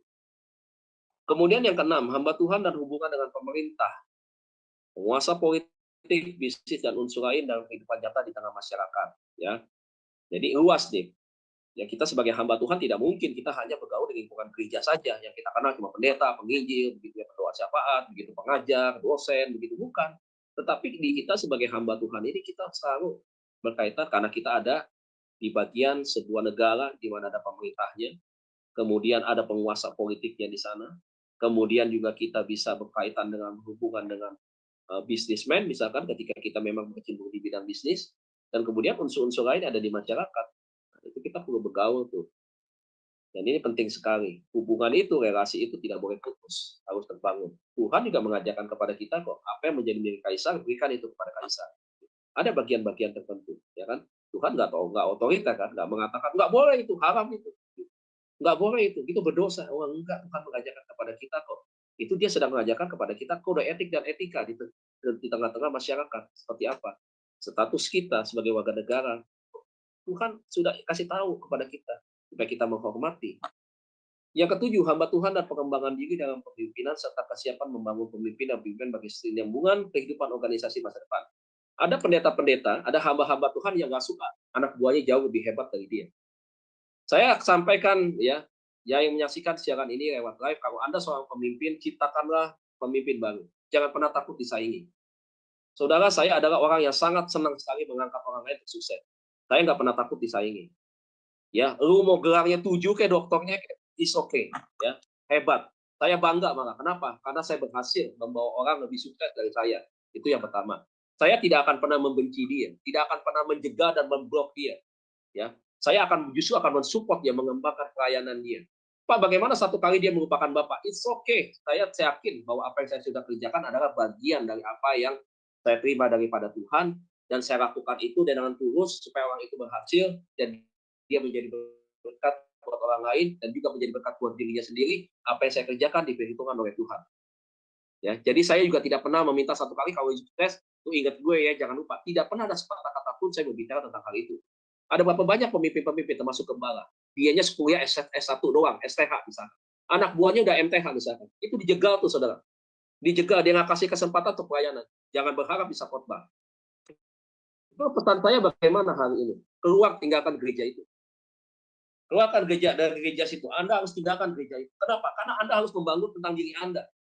Anda punya kapasitas. Kalau kapasitas Anda dimatikan oleh orang yang tidak tahu tentang etika, yang rela kode etik itu dia langgar, ngapain ada di gereja itu? Saudara tinggalin gereja itu. Saudara harus membangun sebuah pelayanan, ya, karena Anda punya kapasitas, Anda punya kemampuan, Anda punya gelar dengan pengetahuan Anda yang Anda raih seperti itu. Lebih baik Anda keluar daripada Anda mati sampai tua di sana, tidak dikasih kesempatan untuk melayani lebih luas lagi, Anda dijegal, didasarkan kebencian. Lebih baik Anda keluar. Membangun pelayanan sendiri, minta Tuhan, saya terpaksa harus tinggalkan, ya dengan cara Anda bagaimana, tapi jangan lupa Anda datang, minta kepada dia, ya, minta izin, tetap minta dibantu. Tidak boleh ada dendam, tidak boleh ada kemarahan. Tetapi kalau Anda lihat 1 tahun, 2 tahun Anda tidak dikasih kesempatan di sana, Anda cuma di sana cuma jadi pendoa syafaat dan doa berkat doang di sana, sebaiknya Anda keluar. Anda harus mengembangkan diri Anda. Nah, saudara, kegagalan satu Yosua adalah Yosua tidak pernah pemimpin berikutnya. Sehingga kita masuk kepada periode masa hakim-hakim. Karena kalau saudara lihat pemimpin-pemimpin yang baik adalah dia mencetak pemimpin sebanyak-banyaknya untuk ke depan. Ingat loh, buat apa kita membangun pelayanan? Karena dasar persaingan. Buat apa kita ingin menonjol sendiri? Sementara masa depan gereja ada di tangan kita. Kita matikan itu. Apakah kita bisa hidup selamanya? Tidak mungkin. 5 menit kehidupan kita ke depannya kita tahu apa yang akan terjadi. Bagaimana kalau misalkan dia mau jadi single figure? Kebanyakan kan begitu. Pengen jadi single figure, kemudian tidak mau mewariskan kepemimpinan pada generasi bawahan, ya, kemudian akhirnya terhambat kepemimpinan generasi muda ke depan. Ya. Nah, jangan saudaraku jadi pemimpin model-model kayak begini. Ya, jangan matikan potensi orang. Saudara harus dukung potensi orang. Ya, seorang hamba Tuhan tidak pernah takut dan tidak usah takut disaingi. Jujur saudaraku, saya belum pernah ke Israel 1 kali pun, walaupun saya pendeta. Anak buah saya, murid-murid saya semua udah ada 4 kali, 7 kali ke Israel. Pertama, saya tidak pernah minta. Apa dong ajak gue? 1. Yang kedua, saya tidak merasa tersaingi karena dia udah pernah ke Israel, saya belum pernah ke Israel, sehingga saya rendah diri. Saya menjadi menempatkan posisi saya rendah sekali. Tidak begitu. Ya. Mereka begitu respect sama saya, menghormati saya. Mereka mau pergi ke Israel, saya doakan mereka. Kemudian apa yang terjadi, saudaraku? Saya selalu support pelayanan. Saya bilang, saya nggak bisa khotbah di sini. Saya kamu bisa. Gantian ya. Besok kamu, besok kamu, besok kamu. Kita bergantian. Saya bangun sebuah tim. Hari ini lahirlah sebuah cahaya kasih ministry bagi kami. Ya, dari mana dimulai dari itu? Ya karena saya memberikan potensi yang besar kepada mereka. Nah, di dalam etika pelayanan ini jadi racun. Kenapa gereja tidak bisa berkembang? Kenapa banyak pejabat-pejabat kapasitas-kapasitas yang hebat yang dimiliki oleh anak-anak buah mereka tidak bisa terpakai dengan baik, tidak bisa menjadi efektif karena dimatikan oleh pemimpinnya, karena kecemburuan, ketakutan, kekhawatiran.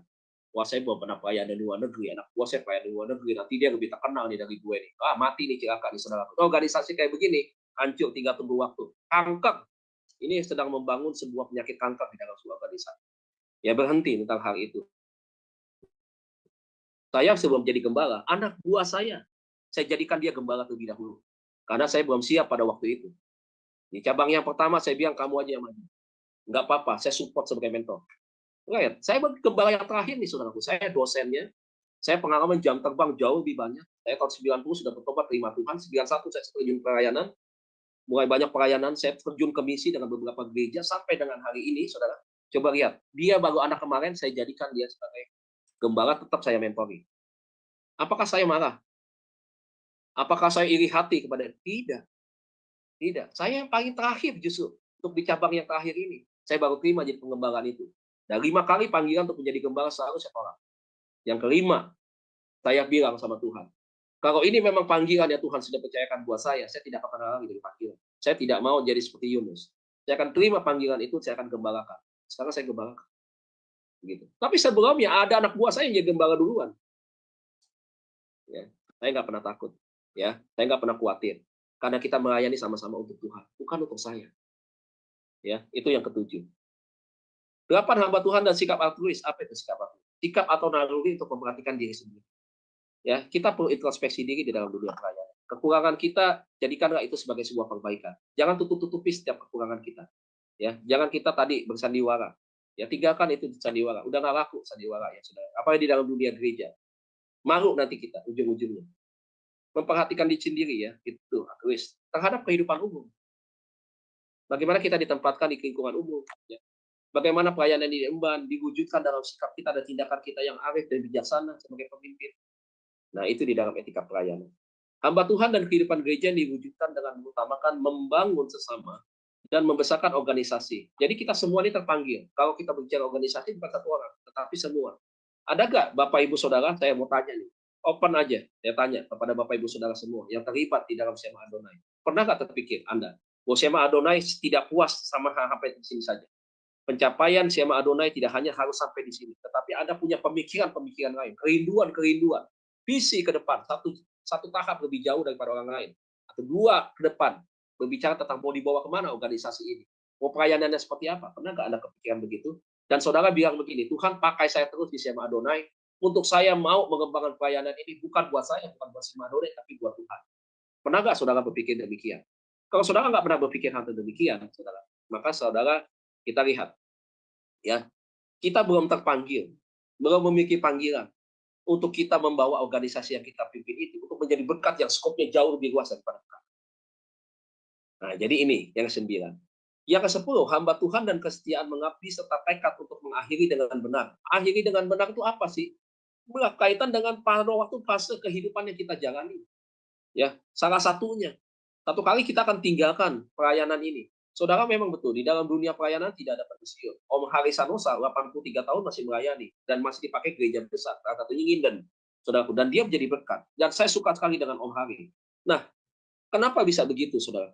Ya tadi, integritasnya, kode etiknya dia sebagai pelayan Tuhan, etika pelayanan, ini sebagai salah satu contoh saja. Sebenarnya banyak sekali hamba Tuhan, termasuk kita semua, ya kita benar, tapi sebagai salah satu contoh. Dan itu satu kali memang tidak ada pensiun di pelayanan ini. Karena pelayanan di sini akan pensiun ketika kita menutup mata. Pak, kita nggak melayani di gereja. Jangan pakai pelayanan itu hanya sebatas di gereja. Karena tadi selalu saya bilang, melayani itu punya pengertian yang luas. Termasuk melayani kita di keluarga. Nanti satu kali kita punya anak, kita punya cucu, kita punya buyut, kita pun sedang melayani mereka. Dan kita baru berhenti melayani ketika kita menutup mata, kita dipanggil Tuhan. Dan kita sudah selesai melayani sebuah pertandingan iman. Makanya disebut pertandingan iman, begitu. Karena iman kita yang kita pertandingkan dan kita buktikan di dalam sikap kehidupan kita. Nah, ini yang harus kita bangun, ya. Dan itu akan berakhir dengan baik, dengan benar, begitu, ya. Serta menjadi berkat bagi banyak orang di dalam gereja, lintas batas gereja masuk ke dalam masyarakat umum. Nggak usah jelek-jelekin gereja yang lain. Doktrin boleh berbeda, nggak usah jangan hamba Tuhan yang lain. Ya, Nggak usah sampai kata-katain kata-kata kasar hamba Tuhan yang menyampaikan pengajaran yang sedikit menyimpang dari kita. Nggak usah nyerang ya dengan hal-hal yang tidak baik. Ya, kemudian menggosipkan, ya. Nggak usah. Pengajarannya boleh kita tentang, kita diskusikan. Pak, pengajaran kami begini. Menurut pemahaman kami begini, begini, begini. Tetapi saudara harus menghormati pribadi daripada hamba Tuhan. Ingat kekristenan Anda, etika Anda juga dinilai ketika Anda bersikap, menilai, dan memperlakukan orang lain. Bersikap dan menilai memperlakukan orang lain. Termasuk di dalam kepada pembantu Anda, kepada sopir Anda, kepada rekan-rekan yang bekerja kepada Anda. Ingat, Anda dinilai. Ya, jadi pendeta yang model kayak begini, itu nggak bisa dipikir. Gitu. Di kantor aja emosinya tinggi kayak begitu. Pelitnya bukan main. Waduh, kalau udah marah tuh sampai gebrak-gebrak meja. Jadi berkat atau tidak? Tidak jadi berkat. Bagaimana mau mengakhiri dengan benar? Kalau orang lain yang menilai saya sudah dia respect di hadapan, ya di belakang kita begitu, sudah tidak respect dengan kita dengan cara-cara yang tidak baik. Ya, nggak usah jelekan sinode, nggak usah. Wah, misalkan sinode saya paling hebat nih. Wah, betul memang. Sinode kami kedua terbesar, karismatik terbesar ya di Indonesia. Kami punya di 4 benua begitu. Tapi itu bukan kebanggaan. Itu karena Tuhan yang memakai kami, yang mempercayakan sinode kami. Jadi jangan anggap sinode ini jelek. Jangan anggap ini, waduh, hamba-hamba Tuhan semua, hamba-hamba Tuhan, mohon maaf, yang nggak terkenal begitu. Kalau kami kan terkenal semua. Coba siapa sih yang kenal hamba-hamba Tuhan di sinode kami? Aduh, ini berhenti. Ya, Anda sudah melanggar etika dan kode etik Anda sebagai hamba Tuhan. Itu nggak pantas. Perkataannya harus dijaga. Ya, perkataan itu penting. Ya, karena bisa menyakiti dan juga bisa merusak bukan cuma diri kita, tapi juga bisa membuat orang lain akhirnya bukan cuma menjadi marah gitu, tapi bisa menjadi persoalan yang lebih serius. Nah, etika moral dan pribadi hamba Tuhan. Saudara, saya rangkum malam hari ini. Karena ini berbicara soal moralitas, kita akan cari saya akan kasih satu contoh ke Bapak Ibu Saudara berkaitan dengan mentalitas hamba Tuhan yang seringkali kita dengar hari-hari ini. Ya, saya mohon minta maaf, bukan sebuah penghakiman, bukan menuduh siapapun di dalam penyampaian ini, karena pelajaran ini adalah didasari oleh firman Tuhan yang harus disampaikan, maka saya tidak bisa menutup-tutupi pengajaran ini. Maka contoh-contoh yang terjadi ini harus saya sampaikan. Ya, enak tidak enak didengar itulah firman. Ya, jadi saya akan menyampaikan sebuah contoh, tapi sebelum saya menyampaikan sebuah contoh, saya akan sampaikan dulu dengan sisa waktu yang cuma beberapa menit ini, saya akan sampaikan berkaitan dengan sebuah contoh etika di dalam pelayanan dan kode etik seorang hamba Tuhan. Saya akan bacakan buat Bapak Ibu Saudara, bisa buka Alkitab Saudara untuk kita belajar bersama-sama. Ini mungkin di slide pertama saya tidak jelaskan, tetapi saya kasih contoh saja. Karena berbicara tentang moralitas hamba Tuhan. Ya, Saudara nanti bisa menilai, ya, apakah ada yang disebut hamba Tuhan, ada yang disebut dengan oknum hamba Tuhan. Kita pakai ada gembala asli, ada gembala upahan, ya. Nah, nanti kita lihat sebuah contoh daripada apa yang ditulis oleh Alkitab tentang status seorang hamba Tuhan, ya, berkaitan dengan bagaimana moralitasnya dia di dalam pelayanan. Kita buka 2 Raja-Raja pasal yang kelima. Kita buka 2 Raja-Raja pasal yang kelima. Ayat yang ke-15 dulu saudara baca. Nanti saudara bisa baca sebenarnya dari ayat yang pertama sampai dengan ayat yang terakhir itu ada di ayat 27. Saudara bisa baca, bisa dikotbahkan ini ya menjadi sebuah integritas atau integrity di dalam menyampaikan judul khotbah saudara berkaitan dengan moralitas atau morality hamba Tuhan ya gitu. Nah, saudara lihat di ayat yang ke-15, demikian firman Tuhan bilang ya 2 Raja-Raja pasal 5 ayat yang 15 ya dimulai, nanti saya akan bacakan Bapak Ibu ikuti saja. Yang pertama dikatakan di ayat 15, kemudian kembalilah ia dengan seluruh pasukannya, maksudnya ia di sini adalah Naaman, dengan seluruh pasukannya kepada abdi Allah itu. Abdi Allah itu adalah siapa? Elisa. Ya. Setelah sampai, tampillah ia ke depan Elisa. Naaman tampil ke depan Elisa dan berkata, sekarang aku tahu bahwa di seluruh bumi tidak ada Allah kecuali Israel. Karena itu terimalah kiranya suatu pemberian dari hambamu ini. Ini gratifikasi atau bukan? Ini bukan gratifikasi. Gratifikasi itu adalah pemberian di depan, ya. Karena ketika memberi itu ada ember-ember ingin sesuatu. Biasanya diberikan kepada orang yang punya kedudukan, punya jabatan, dan ada kepentingan di dalamnya. Hal ini memang betul ada kepentingan antara Naaman untuk berjumpa dengan Elisa, yaitu apa? Ada satu perintah di mana dia ingin sembuh dari satu penyakitnya, dan dia harus berjumpa dengan Elisa untuk menerima kesembuhan daripada Elisa dari kuasa Tuhan. Ya, bukan Elisa yang menyembuhkan, tapi Tuhan lewat Elisa. Ya, jadi bukan Elisa yang hebat itu Tuhan. Ini perlu pemahaman nih. Jadi jangan salah tafsir. Elisa hebat, Elisa tidak hebat. Sama dengan kita. Tuhan yang di belakang Elisa yang hebat. Ya. Jadi apa yang dilakukan oleh Elisa? Ya, tapi Elisa menjawab, demi Tuhan yang hidup. Nah, dia bersumpah dengan membawa nama Tuhan. Ya, dia menegaskan pernyataan dan dia berani apa yang diungkapkan itu, ya, apa yang dia katakan itu, ya, sejalan dengan apa yang dia akan tindak lanjuti. Yang di hadapannya aku menjadi pelayan, sesungguhnya aku tidak akan menerima apa-apa. Ya. Dan walaupun Naaman mendesak ya supaya menerima sesuatu, ia tetap menolak. Saudara perhatikan, ini integritas. Apa yang diucapkan selaras dengan tindakannya. Elisa itu hamba Tuhan yang punya integritas. Saya yakin kita semua pun ketika kita belajar daripada Elisa, kita pun adalah hamba-hamba Tuhan yang punya integritas. Apa yang dia lakukan? Ketika dia sudah sembuh, Naaman, kemudian dia memberikan hadiah, dia datangi ke Elisa, dia memberikan hadiah, Elisa bilang, demi Tuhan yang hidup, aku tidak akan menerima apa-apa. Dan dia memang bertekad tidak akan menerima. Dipaksa berkali-kali. Ayo terima, udah terima aja. Ini kan ucapan syukur segala macam. Dia tetap tidak mau terima. Hebat, saudara. Hebat. Nah, apa yang saudara lihat dari kisah ini? Ini sebelum saya bahas yang lain. Saudara lihat, sebenarnya Elisa tidak salah kalau dalam hal ini. Kalau kita lihat case tadi, studi kasus kita pelajari malam hari ini. Sebenarnya Elisa boleh saja menerima. Dia boleh menerima. Kenapa? Dia tidak minta. Kecuali dia minta. Yang melanggar etika dan kode etik sebagai hamba Tuhan adalah ketika dia minta. Makanya kalau kita minta tarif nih, khotbah, mohon maaf misalkan, tarif saya sekali khotbah sekian juta ya, gitu ya. Ini nggak beretika nih, ini nggak menghargai firman Tuhan begitu. Dan dia tidak pegang kode etik nih sebagai hamba Tuhan. Masa melayani Tuhan harus ada tarifnya, gitu. Coba saya lihat nabi-nabi, rasul-rasul, mereka pasang tarif kan tidak. Siapa yang dia idolakan ini? Siapa yang dia teladani kalau dia melayani di pasang tarif begitu? Dan heran masih banyak orang mengikuti yang model-model kayak begini dan mau menjatuh di gerejanya. Begitu. Ya.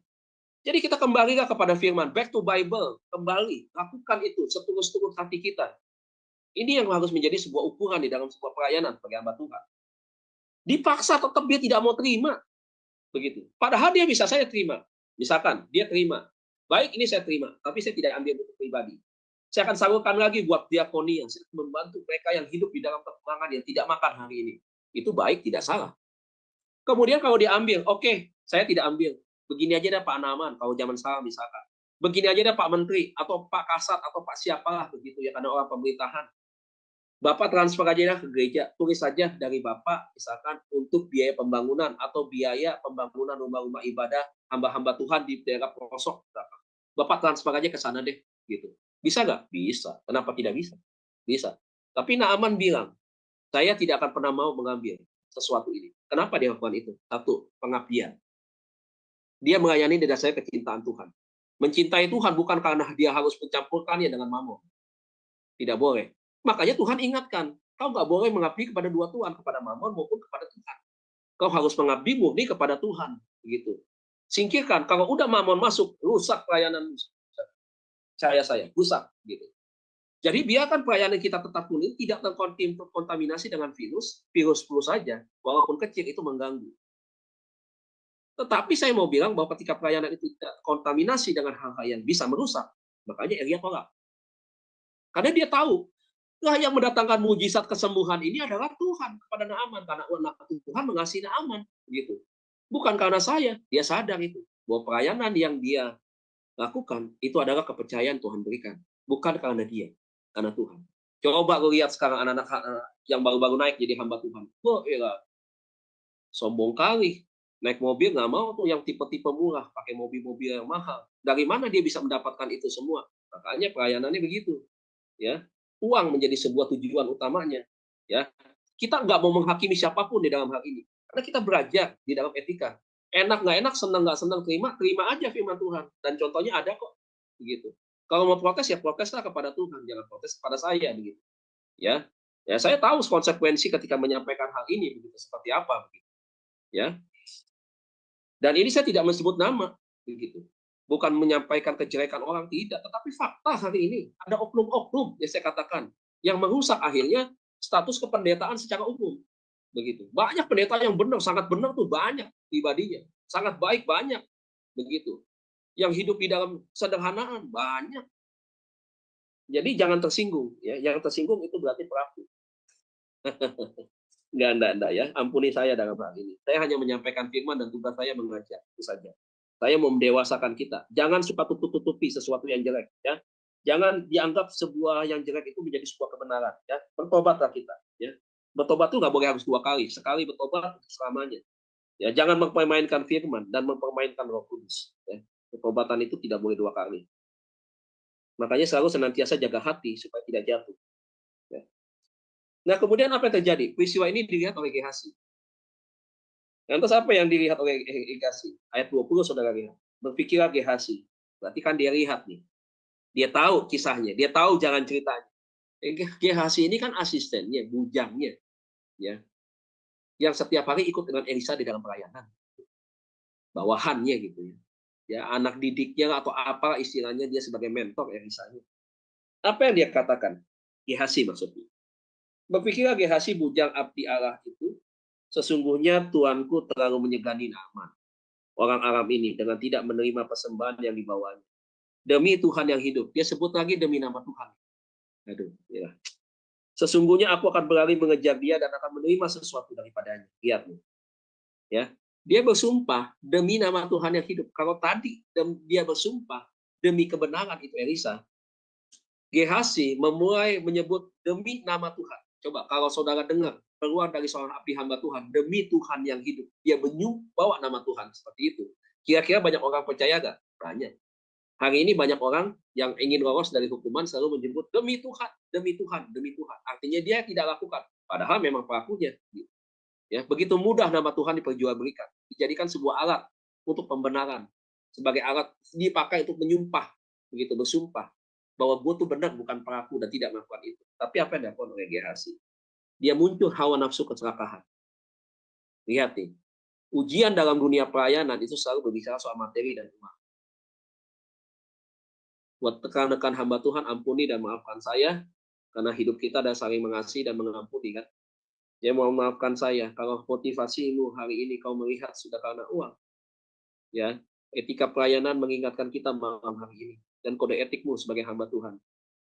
Ya, kau hati-hati. Hati-hati kalau hatimu dikuasai oleh keinginan-keinginan duniawi. Mematikan itu. Bertobat, kembalilah kepada pelayanan yang murni yang tulus di hadapan Tuhan. Ayat 22 dia berkata, jawabnya, selamat, tuanku. Elisa menyuruh aku mengatakan baru saja datang kepadaku dua orang muda dari pegunungan Efraim, dari antara rombongan nabi. Baiklah, berikan kepada mereka setalenta perak dan 2 potong pakaian. Lihat, dia sudah mulai berbohong. Ada gak 2 orang anak muda yang turun menjumpai Elisa? Tidak ada. Apa yang dia katakan? Dia berbohong, pertama menjual nama hamba Tuhan. Berapa banyak hari-hari ini di luar, fenomenanya adalah orang menjual nama-nama hamba-hamba Tuhan top. Saya dulu asistennya dia, saya anak didiknya dia. Ya, menjual nama itu untuk apa? Kepentingan pribadi. Ya, itu dipakai itu untuk mengangkat popularitasnya dia. Dulu mungkin iya pernah bersama-sama, tetapi kalau dibilang dekat sekali juga tidak. Anak rohani asli juga bukan. Hanya karena foto, karena pernah sama-sama melayani ada di situ. Seakan-akan menyebut. Atau menyebut saya datang dengan nama hamba Tuhan ini. Saya dipakai Tuhan dengan cara bekerjanya dengan cara yang sama, misalkan urapan penabian, misalkan dengan pengajaran yang ini, misalkan. Tapi sebenarnya tidak. Ya, dunia pelayanan harus jauh dan bebas dari tipu-tipu segala macam. Itu yang pertama tuh. Nah, Gehazi lakukan. Yang kedua, ayat 25. Intinya Gehazi kasih permintaan pertama. Permintaan kedua, baru saja Gehazi masuk dan tampil ke depan tuannya, berkatalah Elisa kepadanya, dari mana Gehazi? Ditanya. Jawabnya, hambamu ini tidak pergi kemana-mana. Bohong lagi kedua. Lihat nih. Lihat dua. Karena materi, karena status hamba Tuhan, lihat. Dia bisa berbohong. Menjual nama Tuhan dan juga berbohong kepada mentornya. Dia bilang apa tidak kemana-mana. Tetapi kan dia pergi. Tetapi sebagai seorang pemimpin, ya sebagai seorang mentor, Elisa dia punya kepekaan roh. Dia tahu. Nah, Tuhan kasih tahu dia. Ya. Apa yang dia katakan? Kata Elisa kepada si Gehazi. Tetapi kata Elisa kepadanya, bukankah hatiku ikut pergi ketika orang itu turun dari atas keretanya mendapatkan engkau, ya orang yang diurapi peka sekali rohnya. Dia tahu apa yang dilakukan oleh anak buahnya ini, anak didiknya ini, anak rohaninya ini di luar. Saudara, makanya selalu bilang begini, buat bapak-bapak rohani, ya mentor-mentor rohani, ketika Anda mendidik misalkan anak buah Anda, anak rohani Anda, bukan anak buah ya, anak rohani Anda, belum tentu ya sama seperti Anda loh. Bisakah satu kali ya, bisa satu kali dia bisa seperti Gehazi. Bagaimana ketika kita mendapatkan anak rohani kita mentalitasnya seperti Gehazi? Jangan kecewa, jangan sedih, jangan marah kepada.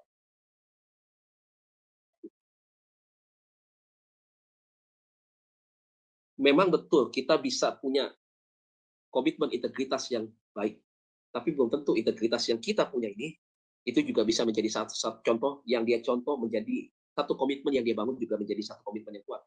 Belum tentu. Makanya jangan sedih kalau satu kali, aduh, oh ternyata rohani dia ya. Aduh, begini kemudian kita akhirnya meratapi begitu dengan penyesalan. Ya, sebagai seorang pemimpin tidak, ya, tidak. Anda tidak gagal. Jangan putus asa, kemudian Anda lagi tinggalkan Tuhan. Sebagai pemimpin, karena kecewa melihat anak buah Anda berlakunya seperti itu. Oh, maaf, anak buah lagi. Ya, karena anak rohani Anda bertindak seperti itu. Ya, dikatakan maka sekarang engkau telah menerima perak dan dengan itu engkau dapat memperoleh kebun-kebun. Coba bayangkan, primanya gede banget nih saudara. Primanya gede banget. Bisa memperoleh kebun-kebun. Lebih dari satu kebun. Coba bayangkan. Mungkin ada kebun pisang, kebun rambutan, kebun pepaya misalkan lah gitu ya istilahnya. Ini bahasa simpel aja lah. Begitu. Kemudian punya kebun zaitun. Waduh, zaitun bisa diolah menjadi minyak. Punya kebun sawit nih dia nih kalau ibarat sekarang. Ya. Apalagi punya kebun anggur. Weh, keren banget bisa dijadikan sebuah minuman. Kambing domba, lembu sapi, budak laki-laki dan budak perempuan, lihat ya, punya asisten rumah tangga, punya staff-staff yang luar biasa. Betapa besar yang dia terima, saudara. Makanya hari-hari ini banyak orang pakai dunia pelayanan untuk memperkaya diri, untuk memanfaatkan itu. Ya jual nama Tuhan. Ya, Tuhan berbicara kepada saya. Selalu Tuhan berbicara kepada saya. Misal saya kasih contoh nih, Tuhan berbicara kepada saya. Dia suruh kita bangun satu gedung dengan kapasitas misalkan 60.000. Kita disuruh menabur nih semua untuk membeli tanah seharga 1 triliun misalkan. Lantas jemaat ditarikin tuh duitnya. Saudara, saya bukan kepahitan nih, saya nggak pernah ada kepahitan, saya nggak pernah ada urusan dengan gereja besar, gereja manapun, bukan juga ada gereja di Indonesia, bukan. Saya kasih sebuah contoh saja, Ya, saya nggak ada hal dengan siapa-siapa, apalagi dengan sesatu hamba Tuhan di satu sinode. Nggak ada, ini saya nggak sedang bicarakan siapapun. Misalkan begitu. Kemudian dia pakai alasan jual nama Tuhan. Waduh, kita diminta nih semua nih. Engkau mau menabur nih. Ayo janji iman. Ayo siapa mau nabur berapa, kumpulkan. Besoknya tanah itu kebeli. Yang dibangun atas nama siapa? Yayasan. Yayasannya atas nama siapa? Di dalam. Ya keluarga dia semuanya. Anak, ipar, cucu, menantu, semuanya. Asetnya jadi siapa aset? Aset jemaat? Tidak. Tidak. Ini hati-hati di dalam dunia pelayanan. Ya, kita jemaat harus pintar. Kenali gereja yang baik, bertumbuh di dalam pengenalan yang Anda bisa betul-betul bertumbuh dengan baik. Pengenalan akan Tuhannya tidak salah. Motivasi di dalam pelayanan tidak salah. Cari gereja yang seperti itu. Kenali hamba Tuhan yang model apa, betul-betul hamba Tuhan yang melayani bukan karena mamon. Kenapa? Karena saya selalu pegang. Buat saya nih, prinsipnya saya pegang adalah saya akan menerima upah yang lebih besar, jauh lebih besar dari apapun yang saya dapatkan di dalam dunia ini. Begitu. Sekalipun saya hidup di dalam dunia ini, saya beli beras misalkan pakai uang. Saya beri token listrik pakai uang. Tapi itu saya yakin bukan menjadi sebuah prioritas dalam kehidupan saya. Untuk saya kejar itu, seakan-akan nanti karena saya demi pelayanan, kemudian saya memanipulasi, tetapi ujung-ujungnya saya adalah saya berbohong. Saya menjadi pendusta di hadapan Tuhan. Saya amit-amit cabang bayi ini Bapak Ibu ya. Saya tidak pernah akan melakukan itu di hadapan Tuhan ya. Sampai hari ini saya selalu berkomitmen ingatkan saya kepada Bapak rohani saya dan kepada tim saya kalau pelayanan saya sudah mulai menyimpang, saya sudah mulai money oriented. Karena saya selalu ingat patokan mentalitas seorang hamba Tuhan. Kode etik yang saya pakai adalah bagaimana punya mentalitas jangan seperti Gehazi, tetapi harus punya mentalitas seperti Elisa. Elisa itu harus menjadi sebuah contoh ukuran keteladanan kita sebagai hamba Tuhan, sebagai seorang yang melayani Tuhan. Ya. Tapi bagaimana Pak kalau kita melayani kita dikasih PK? Ya terima, saudaraku. Yang penting kita nggak minta. Beda lagi Bapak Ibu kita melayani kita tidak pasang tarif, satu kali kita minta kita melayani, diminta melayani, kemudian kita melayani, tiba-tiba diberikan persembahan kasih, apalagi gereja itu memang mampu dan memberikan itu berdasarkan ketulusan, kenapa kita tidak terima? Tapi jangan bersungut-sungut, ngasih berapa nih? Sorry, dokter nih dokter, maaf, PK-nya sekian nih, sekolahnya mahal, begitu. Nggak boleh begitu juga, saudara. Kalau Tuhan kasih sekian, terima ucapan syukur. Tuhan terima kasih. Memang kita memang jujur. Kita hidup memang dari pelayanan, dalam dunia pelayanan. Saya pun demikian. Tetapi ada etika-etika dan kode etik yang harus kita pegang. Gitu. Ya. Jadi jangan selalu bicara soal duit. Ayo Tuhan bicara nih sama saya, beli ini, beli itu, segala macam. Jemaat juga diperas. Bayangkan, jemaat datang ke gereja ingin mendapatkan kekuatan. Ingin mendapatkan firman dari masalahnya. Datang ke gereja, dengar lagi bicara soal duit lagi. Tambah pusing nggak dia? Tambah pusing dia. Begitu. Jemaat datang nih, karena banyak hutang, pengen dapatkan ketenangan. Sekarang datang ke gereja, ditodong lagi. Bicara soal itu. Bisa dibayangkan tuh, betapa pusingnya dia hidup. Kok kekristenan begini sih? Capek ya kekristenan ya. Nggak bayar perpuluhan, ditagih-tagih, diancam-ancam, dianggap penjahat, perampok, segala macam. Coba, ada tuduhan-tuduhan seperti itu. Nah, ini akhirnya kan kesannya begini. Ya saya sih ngomong apa aja, apa adanya nih, belak-belakan aja nih Bapak Ibu ya. Bukan membela jemaat juga, tidak. Gitu. Saya menyampaikan apa yang di dalam kebenaran begitu. Tuhan kita nggak pernah mengancam kok berkaitan dengan masalah uang. Nggak pernah begitu. Nah, dari mana dia meneladani itu? Siapa yang dia teladani? Ya. Jadi lihat Gehazi, kaya raya dia. Begitu. Tetapi apa yang terjadi akhirnya? Kutuk menimpa dia. Ingat kutuk itu generasi ke bawah. Kau hamba-hamba Tuhan hari ini kau jangan jadi sumber kutuk. Kau harus jadi sumber berkat buat keturunan kita ke depan. Ya, kita harus menjadi seorang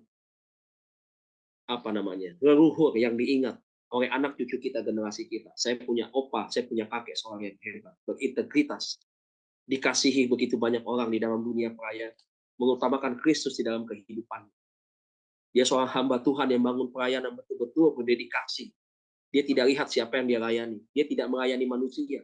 Dia tidak melayani status jabatan. Dia tidak melayani deposito. Yang dia layani adalah orang-orang yang dia sama rata di hadapan Tuhan. Yang kaya, yang tua, yang muda, yang miskin, putih, hitam, semua dia layani dengan baik. Nah itu. Jadi hari ini Bapak Ibu salah satu contoh. Moralitasmu bisa membuatmu jatuh ketika kau mulai cinta uang. Hati-hati. Jangan miliki mentalitas Gehazi. Miliki mentalitas daripada Elia. Pegang itu dengan baik. Dan jangan lupa.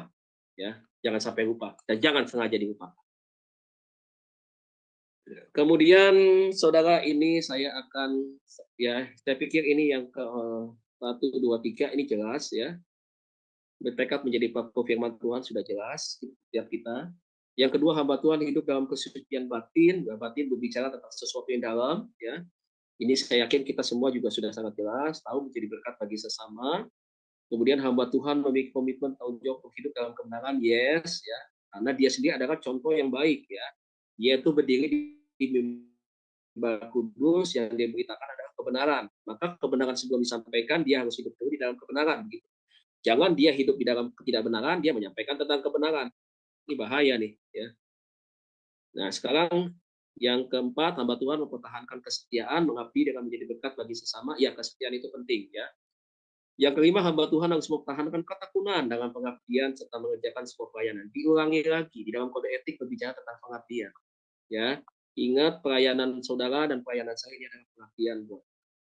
Ya, nggak usah takut ketika kita memilih menjadi hamba Tuhan kita tidak makan. Ya, nggak usah takut ketika kita memilih menjadi hamba Tuhan, ya anak cucu kita akhirnya hidupannya pas-pasan. Enggak, itu paradigma yang salah. Buang itu mindset setan itu keluar. Ya. Jangan sampai kita disesatkan oleh pemahaman-pemahaman yang demikian. Tolak di dalam nama Yesus, pergi kau semua dari pikiran, keluar, bersih semua di dalam nama Tuhan Yesus, dan aku taruh pikiran Kristus di dalam pikiranku, di dalam otakku, di dalam kepalaku, supaya hidupku layak berkenan di hadapan Tuhan, hidupku semua berorientasi kepada Tuhan, kepada Kristus yang telah menyelamatkan hidupku, karena keselamatan Kristus yang diberikan kepadaku, itu lebih daripada apapun juga, lebih daripada mobilku yang 2 pintu, lebih daripada rumahku yang 1 hektar, lebih daripada asetku, hartaku yang mungkin 700 M, gitu. Jauh tempatkan itu. Ya. Yang terakhir, etika dan moral hamba Tuhan dalam pelayanan, ini tadi saya sampaikan sebuah contoh saja. Etika-etika ini adalah yang mengatur bagaimana moralitas kita harus dijaga. Ya, contoh Paulus yang bisa menjaga dengan baik, kemudian rasul-rasul semua yang Tuhan pilih, selain Yudas ya, Yudas nggak termasuk, itu adalah mereka-mereka yang bisa menjaga etika di dalam pelayanan dengan baik, nama Tuhan Yesus dia pegang dengan betul supaya nama Tuhan Yesus tidak jelek, ya tidak punya persepsi yang tidak baik di masyarakat, maka dia pegang itu etika, ya nama baik Tuhan Yesus, kemudian dia jaga juga moralitas dia sebagai pelayan Tuhan, sebagai hamba Tuhan dengan tindakan yang baik dan benar, ya yang sesuai dengan firman. Yang sesuai dengan firman lakukan, ya tidak sesuai dengan firman tidak usah lakukan. Sama seperti apa yang tertulis. Jadi malam hari ini kamu sudah menyampaikan apa yang kamu sampaikan, sampaikan itu. Enak tidak enak didengar, sampaikan itu. Kau disukai tidak disukai, sampaikan itu. Yang penting kau sudah berbicara. Masalah orang mau terima, tidak mau terima, itu urusan dia dengan Tuhan. Yang penting kau sudah berbicara. Nah, saya sampaikan itu malam hari ini berkaitan dengan etika dan moralitas sebagai hamba Tuhan. Saudara mau menghakimi saya silakan, tidak menghakimi saya silakan. Saudara mau apresiasi boleh, tidak mengapresiasi saya juga tidak apa-apa. Ya, yang keempat, para hamba Tuhan harus menyikapi tugas yang diemban dengan setia dan tekun yang dibangun dengan komitmen yang tinggi kepada kualitas pelayanan, disiplin tinggi, serta kinerja tinggi yang bermutu. Nih, saudara perlu belajar yang keempat. Ya, semua yang disebutkan ini kita perlu belajar. Jangan cukup puas dengan apa yang pencapaian-pencapaian sudah kita raih. Walaupun saya sudah belajar jadi dosen, misalkan, saya tetap harus belajar, mengembangkan kembali, terus tingkatkan kapasitas kita.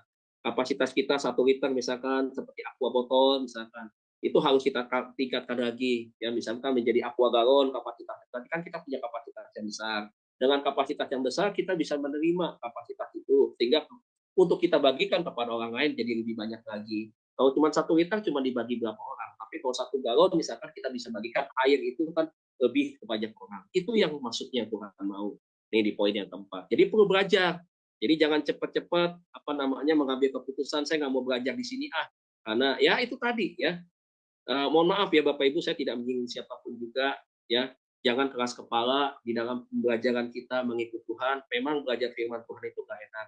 Ya memang kita berorganisasi kita banyak berjumpa dengan orang ada perbedaan pendapat.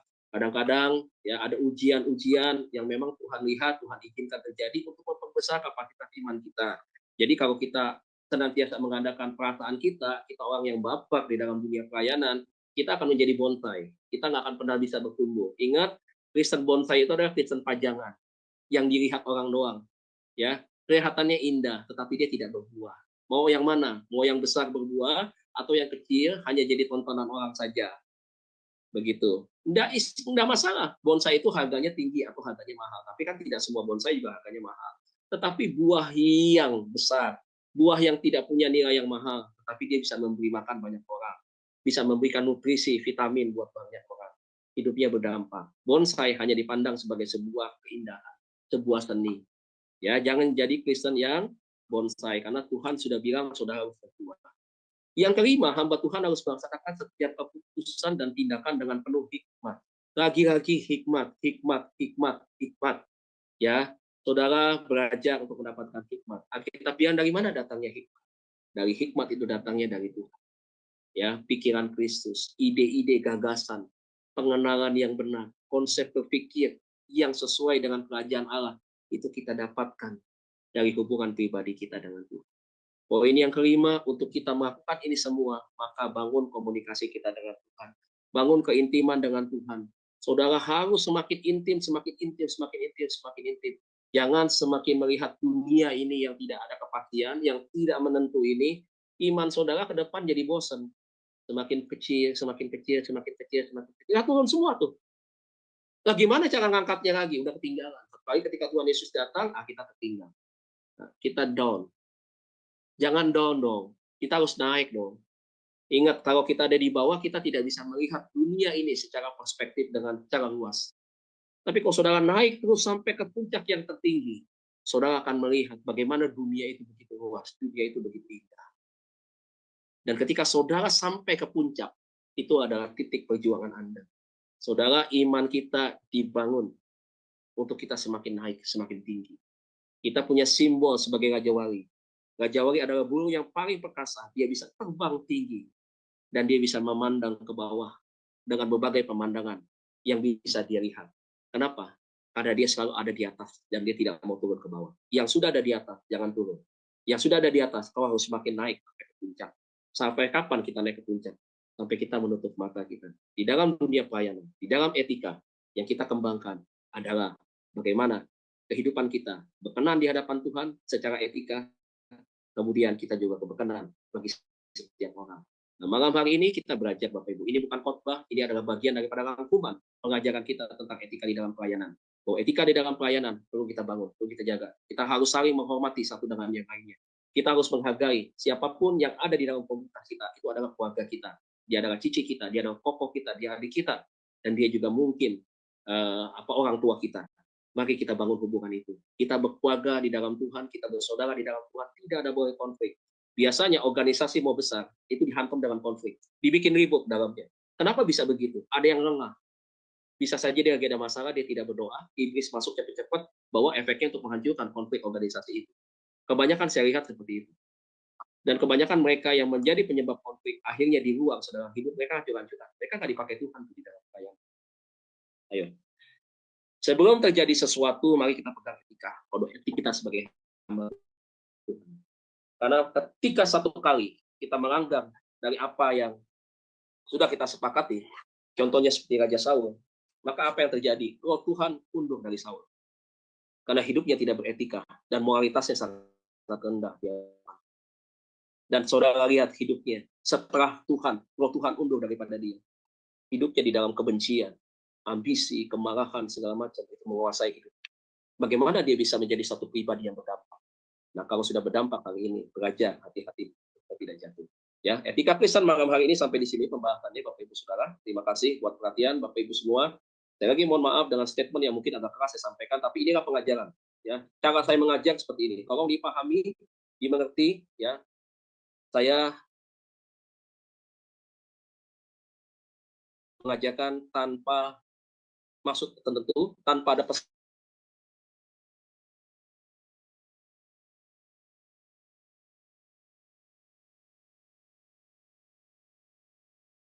Juga buat teman-teman yang menyaksikan sama hamba Tuhan, mohon maaf apabila ada satu kenyataan yang tidak berkenan, dan apa yang saya sampaikan ini kiranya menjadi satu pesan bagi kita semua bahwa ini kita kembali kepada firman, bukan kembali kepada pandangan dan tafsir saya. Tuhan Yesus berkati kita semua.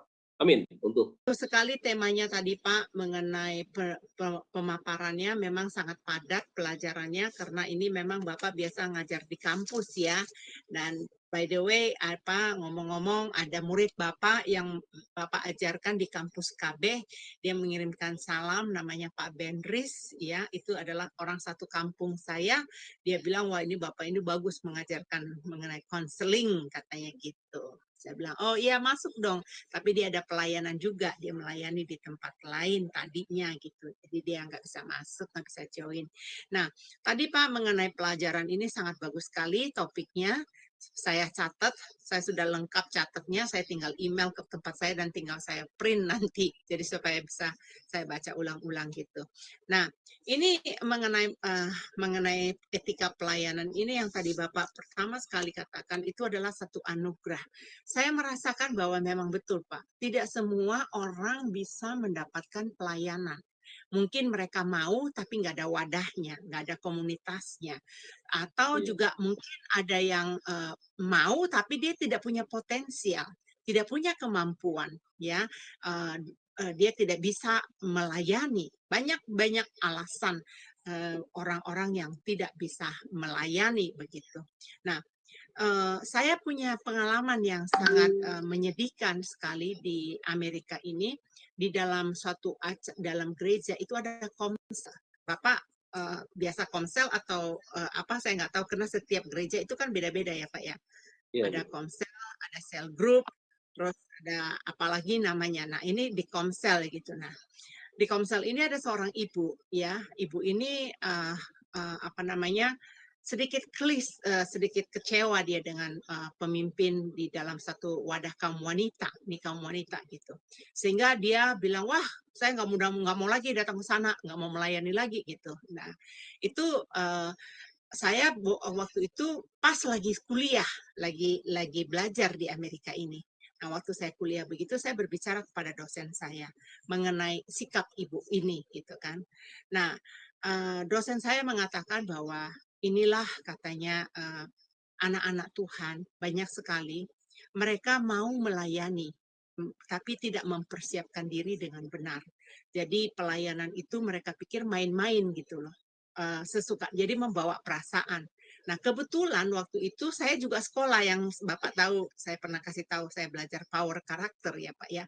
Dan di situ saya belajar mengenai keunikan setiap manusia itu berbeda-beda. Ada manusia itu memutuskan melalui rasio logika pemikiran dia, ada memutuskan sesuatu juga melalui perasaan, melalui feeling gitu kan. Rasanya saya begini, ya saya maunya begini gitu kan. Nah, itu memang sangat menyedihkan Pak, karena saya melihat di dalam etika pelayanan ini, dosen saya itu mengatakan etika manusia itu adalah jendela jiwanya. Jendela jiwanya. Jadi kalau sikap kita tidak mengambil sikap yang benar di hadapan Tuhan, seperti tadi Bapak berkata berkali-kali, sering bumper emosional langsung ngambek, emosional langsung kayaknya bagaimana gitu. Nah itu berarti kan dia menjalankan itu dengan hati nuraninya, hati dengan keinginan dia gitu, bukan keinginan firman. Karena kalau di dalam firman kita tidak boleh melakukan hal itu. Nah, menurut Bapak mengenai orang yang seperti ini yang kejiwaannya terganggu di dalam satu pelayanan, bagaimana cara mentreatmentnya Pak kalau orang tersebut tidak sadar bahwa dia melakukan hal kesalahan? Iya, terima kasih Bu. Ini pertanyaan yang luar biasa ya, sangat dalam pertanyaan. Memang betul pertama kita harus kembali lagi kepada proses daripada masa lalu yang mungkin belum dibereskan gitu ya dari diri orang tersebut. Gitu. Nah, sehingga masih ada hal-hal yang menyebabkan dia terikat dengan hal itu. Nah, jadi langkah yang pertama adalah inilah asli dari seseorang tersebut dengan apa yang sudah dia pertunjukkan. Dengan apa yang dia pertunjukkan, kita bisa melihat dan menjadikan etika pelayanan sebagai parameter. Yang pertama, kalau kita lihat dari sisi etika pelayanan, jelas dia sudah itu tadi ya, di dalam etika pelayanan dia sudah tidak sejalan. Karena ketika kita menerima sebuah panggilan, kita nggak boleh menjadikan itu sebagai sebuah kesungutan dan menganggap diri kita paling benar. Itu yang pertama. Yang kedua, ya, masa lalu ini yang tadi saya bilang, ya, itu berkaitan dengan mungkin bisa pengaruh karena dari orang terdekat, cara mendidik waktu dia masih anak-anak gitu ya, mungkin sampai remaja, atau mungkin ada satu peristiwa-peristiwa yang menyebabkan dia itu terluka sehingga pada waktu dia terluka posisi dia adalah sebagai orang yang teraniaya. Jadi pada waktu itu dia belum sembuh dari situ dan kemudian dia berusaha untuk tampil. Kenapa ya dulu gue mau teraniaya seperti itu ya? Sekarang gue harus menjadi orang yang dominan. Jadi ada unsur sifat yang dipaksakan. Ada sifat unsur yang dipaksakan untuk dia belajar untuk menjadi dominan dan dia bertahan. Dia bertahan, tetapi bertahannya dia ini bukan hanya untuk bertahan diam begitu, tetapi dia juga pakai bertahannya dia untuk juga dia agresif menyerang orang. Gitu. Nah sehingga, bagaimana caranya? Tentunya Ibu, yang pertama kita harus memaklumi sebagai orang yang sama-sama belajar, ya kita harus menerima fakta kenyataan ini, tetapi jangan kita biarkan. Yang biarkan waktu berjalan, cooling down terlebih dahulu, kemudian tetap relasi itu tetap harus dibangun. Jadi, pribadi-pribadi seperti ini nggak boleh ditinggalkan, begitu ya. Pribadi yang seperti ini harus dirangkul kembali. Dan kita melihat ada satu kelemahan dia di bidang ini, maka coba kita pelan-pelan ya. Dengan cara yang lain kita mengadakan pendekatan gitu. Caranya bagaimana? Ya rangkul dulu lagi. Kita tahu ada sesuatu yang tidak cocok dengan dia. Nah, kita mulai nanti masuk kepada misalkan sesuatu yang kita mau percayakan apa begitu ya. Kemudian kita juga nanti ketika kita tahu tentang hal itu, sesuatu yang tidak dia sukai begitu, jangan mungkin kita nanti menampilkan itu kembali kepada dia karena akan menimbulkan konflik yang kedua. Jadi caranya adalah tetap dirangkul dengan baik, diajak kembali, dibangun kepercayaan yang pelan-pelan sambil nanti ada hal-hal yang kita sampaikan sebagai sebuah masukan yang baik kepada dia. Jadi kalau kita tinggalkan, kita musuhi, misalkan bukan dimusuhi, sebenarnya nanti dianggap kita ini memusuhi dia, meninggalkan dia. Gitu. Nah ini akan repot lagi. Nah jadi saran saya seperti itu, ya. Saran saya tetap dirangkul, tetap diberikan apa namanya ya, di hubungan komunikasi diperbaiki, sementara tinggalkan apa yang mungkin sudah terjadi, tetapi tidak dilupakan, tetapi menjadikan sebuah evaluasi gitu untuk perbaikan ke depannya. Dan mungkin perlu melibatkan juga orang yang bisa menjadi yang sama ini mungkin menjadi teman sahabat dekat gitu ya. Jadi memang kita tidak bisa langsung person to person secara pribadi langsung tatap mata, empat mata begitu. Tapi kita harus merangkul juga lewat media perantara yang lain ya. Yang ketiga, mungkin sahabat dekatnya. Kalau dia seorang istri misalkan juga lewat anaknya mungkin. Biasanya lewat anak lebih efektif begitu. Anaknya mengingatkan mama atau papa gitu, ada sesuatu yang mungkin yang harus diperbaiki begitu, yang membuat mungkin nanti mama dinilai salah dengan sesuatu yang tidak baik dari orang lain misalkan begitu. Nah, mama harus ubah. Dengan cara seperti itu bisa, Bu. Tapi saya melihat waktu itu ibu ini ibu ketua ya, ibu ketua itu sudah angkat tangan karena udah berusaha menghubungi, berusaha untuk menelpon tetapi nggak mau diangkat, nggak mau menghindar orang ini. Jadi saya melihat juga udah mendekati, bahkan ibu gembalanya sendiri udah mengatakan ya udah dibiarkan aja katanya gitu. Jadi nggak usah, kalau memang dia mau menghindar ya dibiarkan aja. Tapi memang sih kalau dia datang ke gereja ya datang seperti biasanya. Tetapi dia sudah pikir, wah ini bukan bagian saya lagi. Nah tapi menurut saya pada saat itu, kamu bersikap untuk siapa? Kamu bersikap itu menyakiti perasaanmu sendiri loh, saya bilang. Kenapa? Kamu gagal mengaplikasikan firman itu di dalam kehidupan. Dan saya melihat ya Pak ya, kemanapun dia pergi menjadi bumerang.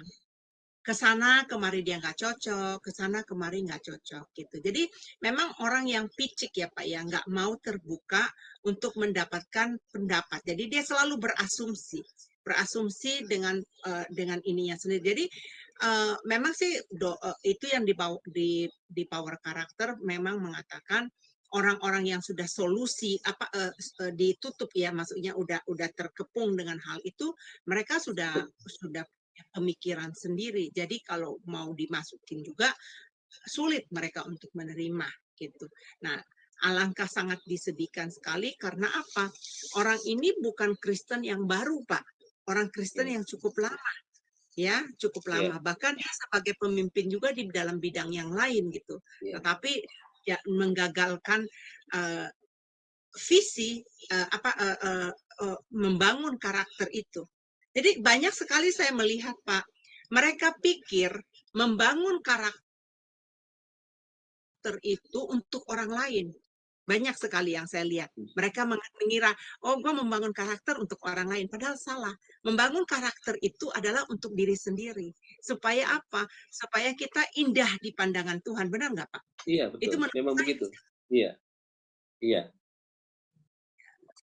Tujuannya memang itu, karena kan kita kan sebagai hamba Tuhan ya sekarang ya, sebagai hamba Tuhan ini kan memang yang dinilai itu kan karakter kita sebenarnya. Nah inilah yang sangat penting kita bangun. Yang seperti apa sih karakter yang harus kita miliki? Sesuatu apa? Tadi makanya kan ada di dalam kode etik itu kan kita belajar bahwa kita perlu introspeksi diri, belajar. Kita mengevaluasi diri, apa sih yang menjadi kurang?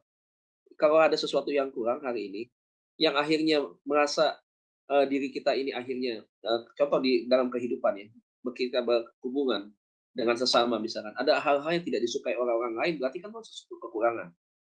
Nah, bagaimana kita bisa memperbaiki itu menjadi sesuatu yang bisa diterima oleh orang lain. Nah, ini yang harus kita tinggalkan, kita ubah begitu. Nah, biasanya kan orang kan menganggap itu tadi kan, oh saya enggak menganggap orang itu sempurna. Karena firman Tuhan udah bilang kok, ya firman Tuhan bilang kan orang merasa paling benar kan menurut pandangannya sendiri. Nggak ada sesuatu yang salah begitu. Tetapi kan orang lain yang lihat, yang nilai. Begitu. Nah, ibaratkan sebuah cermin aja, kita kalau misalkan mau melihat diri kita nih, kita mau dandan rapi, udah betul rapi nggak sih? Kan kita perlu bantuan. Kita nggak bisa melihat diri kita sendiri. yang dilihat, yang bisa melihat diri kita sendiri orang lain, gitu. Misalkan istri saya, anak saya, misalkan kakak rohani saya, bapak gembala saya, misalkan kan seperti itu. Dan untuk kita bisa melihat tentang diri kita, kadang kan kita perlu bantuan cermin juga. Nah, itu makanya karakter itu diibaratkan seperti itu. Sesuatu yang tidak baik, ya, diubah. Kan tadi saya bilang, kalau kita berbicara tentang integritas, itu harus sejalan semuanya tuh. Nah, di dalam perkataan, tindakan, pikiran, dan perbuatan itu sama, konsisten. Jadi itu dia, Bu, memang perlu diperbaiki. Sebenarnya kepingin ngobrol, tapi karena waktunya kita udah Iya, melewati ya. iya, Bu, Saya betul, kembalikan betul. kepada Pak Ibu Ana Chandra, silakan. Ya. Iya, karena waktu ya sudah tidak memungkinkan, baik kita akhiri pembelajaran kita pada malam hari ini. Baik, terima kasih Bu Heni atas diskusinya dan saya minta kesediaan Pak Dedi untuk tutup dalam doa. Silakan Pak. Baik, Dan Bu Ana, closing makasih. Ya. statement-nya. Ya.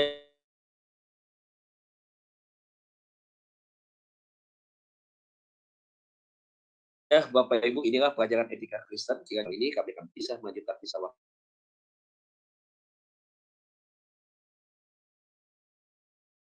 Kami istirahat besok pagi kami beribadah, bangunkan kami dengan kekuatan dan darah Tuhan. Kasih kekasih Tuhan, hiduplah di dalam kebenaran, peganglah etika di dalam pelayanan, pegang kode etik sebagai hamba Tuhan di dalam jalan setiap tugas pelayanan kita, biar apapun yang kita kerjakan di dalam pelayanan, semua di Tuhan, dan nama Tuhan dipermuliakan lewat kehidupan kita. Dimana berkat Allah Bapa kita di surga, kita kasih daripada Tuhan kita Yesus Kristus, pertolongan penyertaan Allah Roh Kudus akan terus menyertai kita semua, mulai malam hari ini sampai Tuhan Yesus dan awan berfai, menjemput kita, menjadikan kita semua pemenang, bahkan lebih daripada pemenang, dan mendapatkan upah tinggal bersama di dalam kekekalan, di dalam kerajaan surga bersama dengan Tuhan Yesus Kristus. Haleluya. Amin. Terima kasih.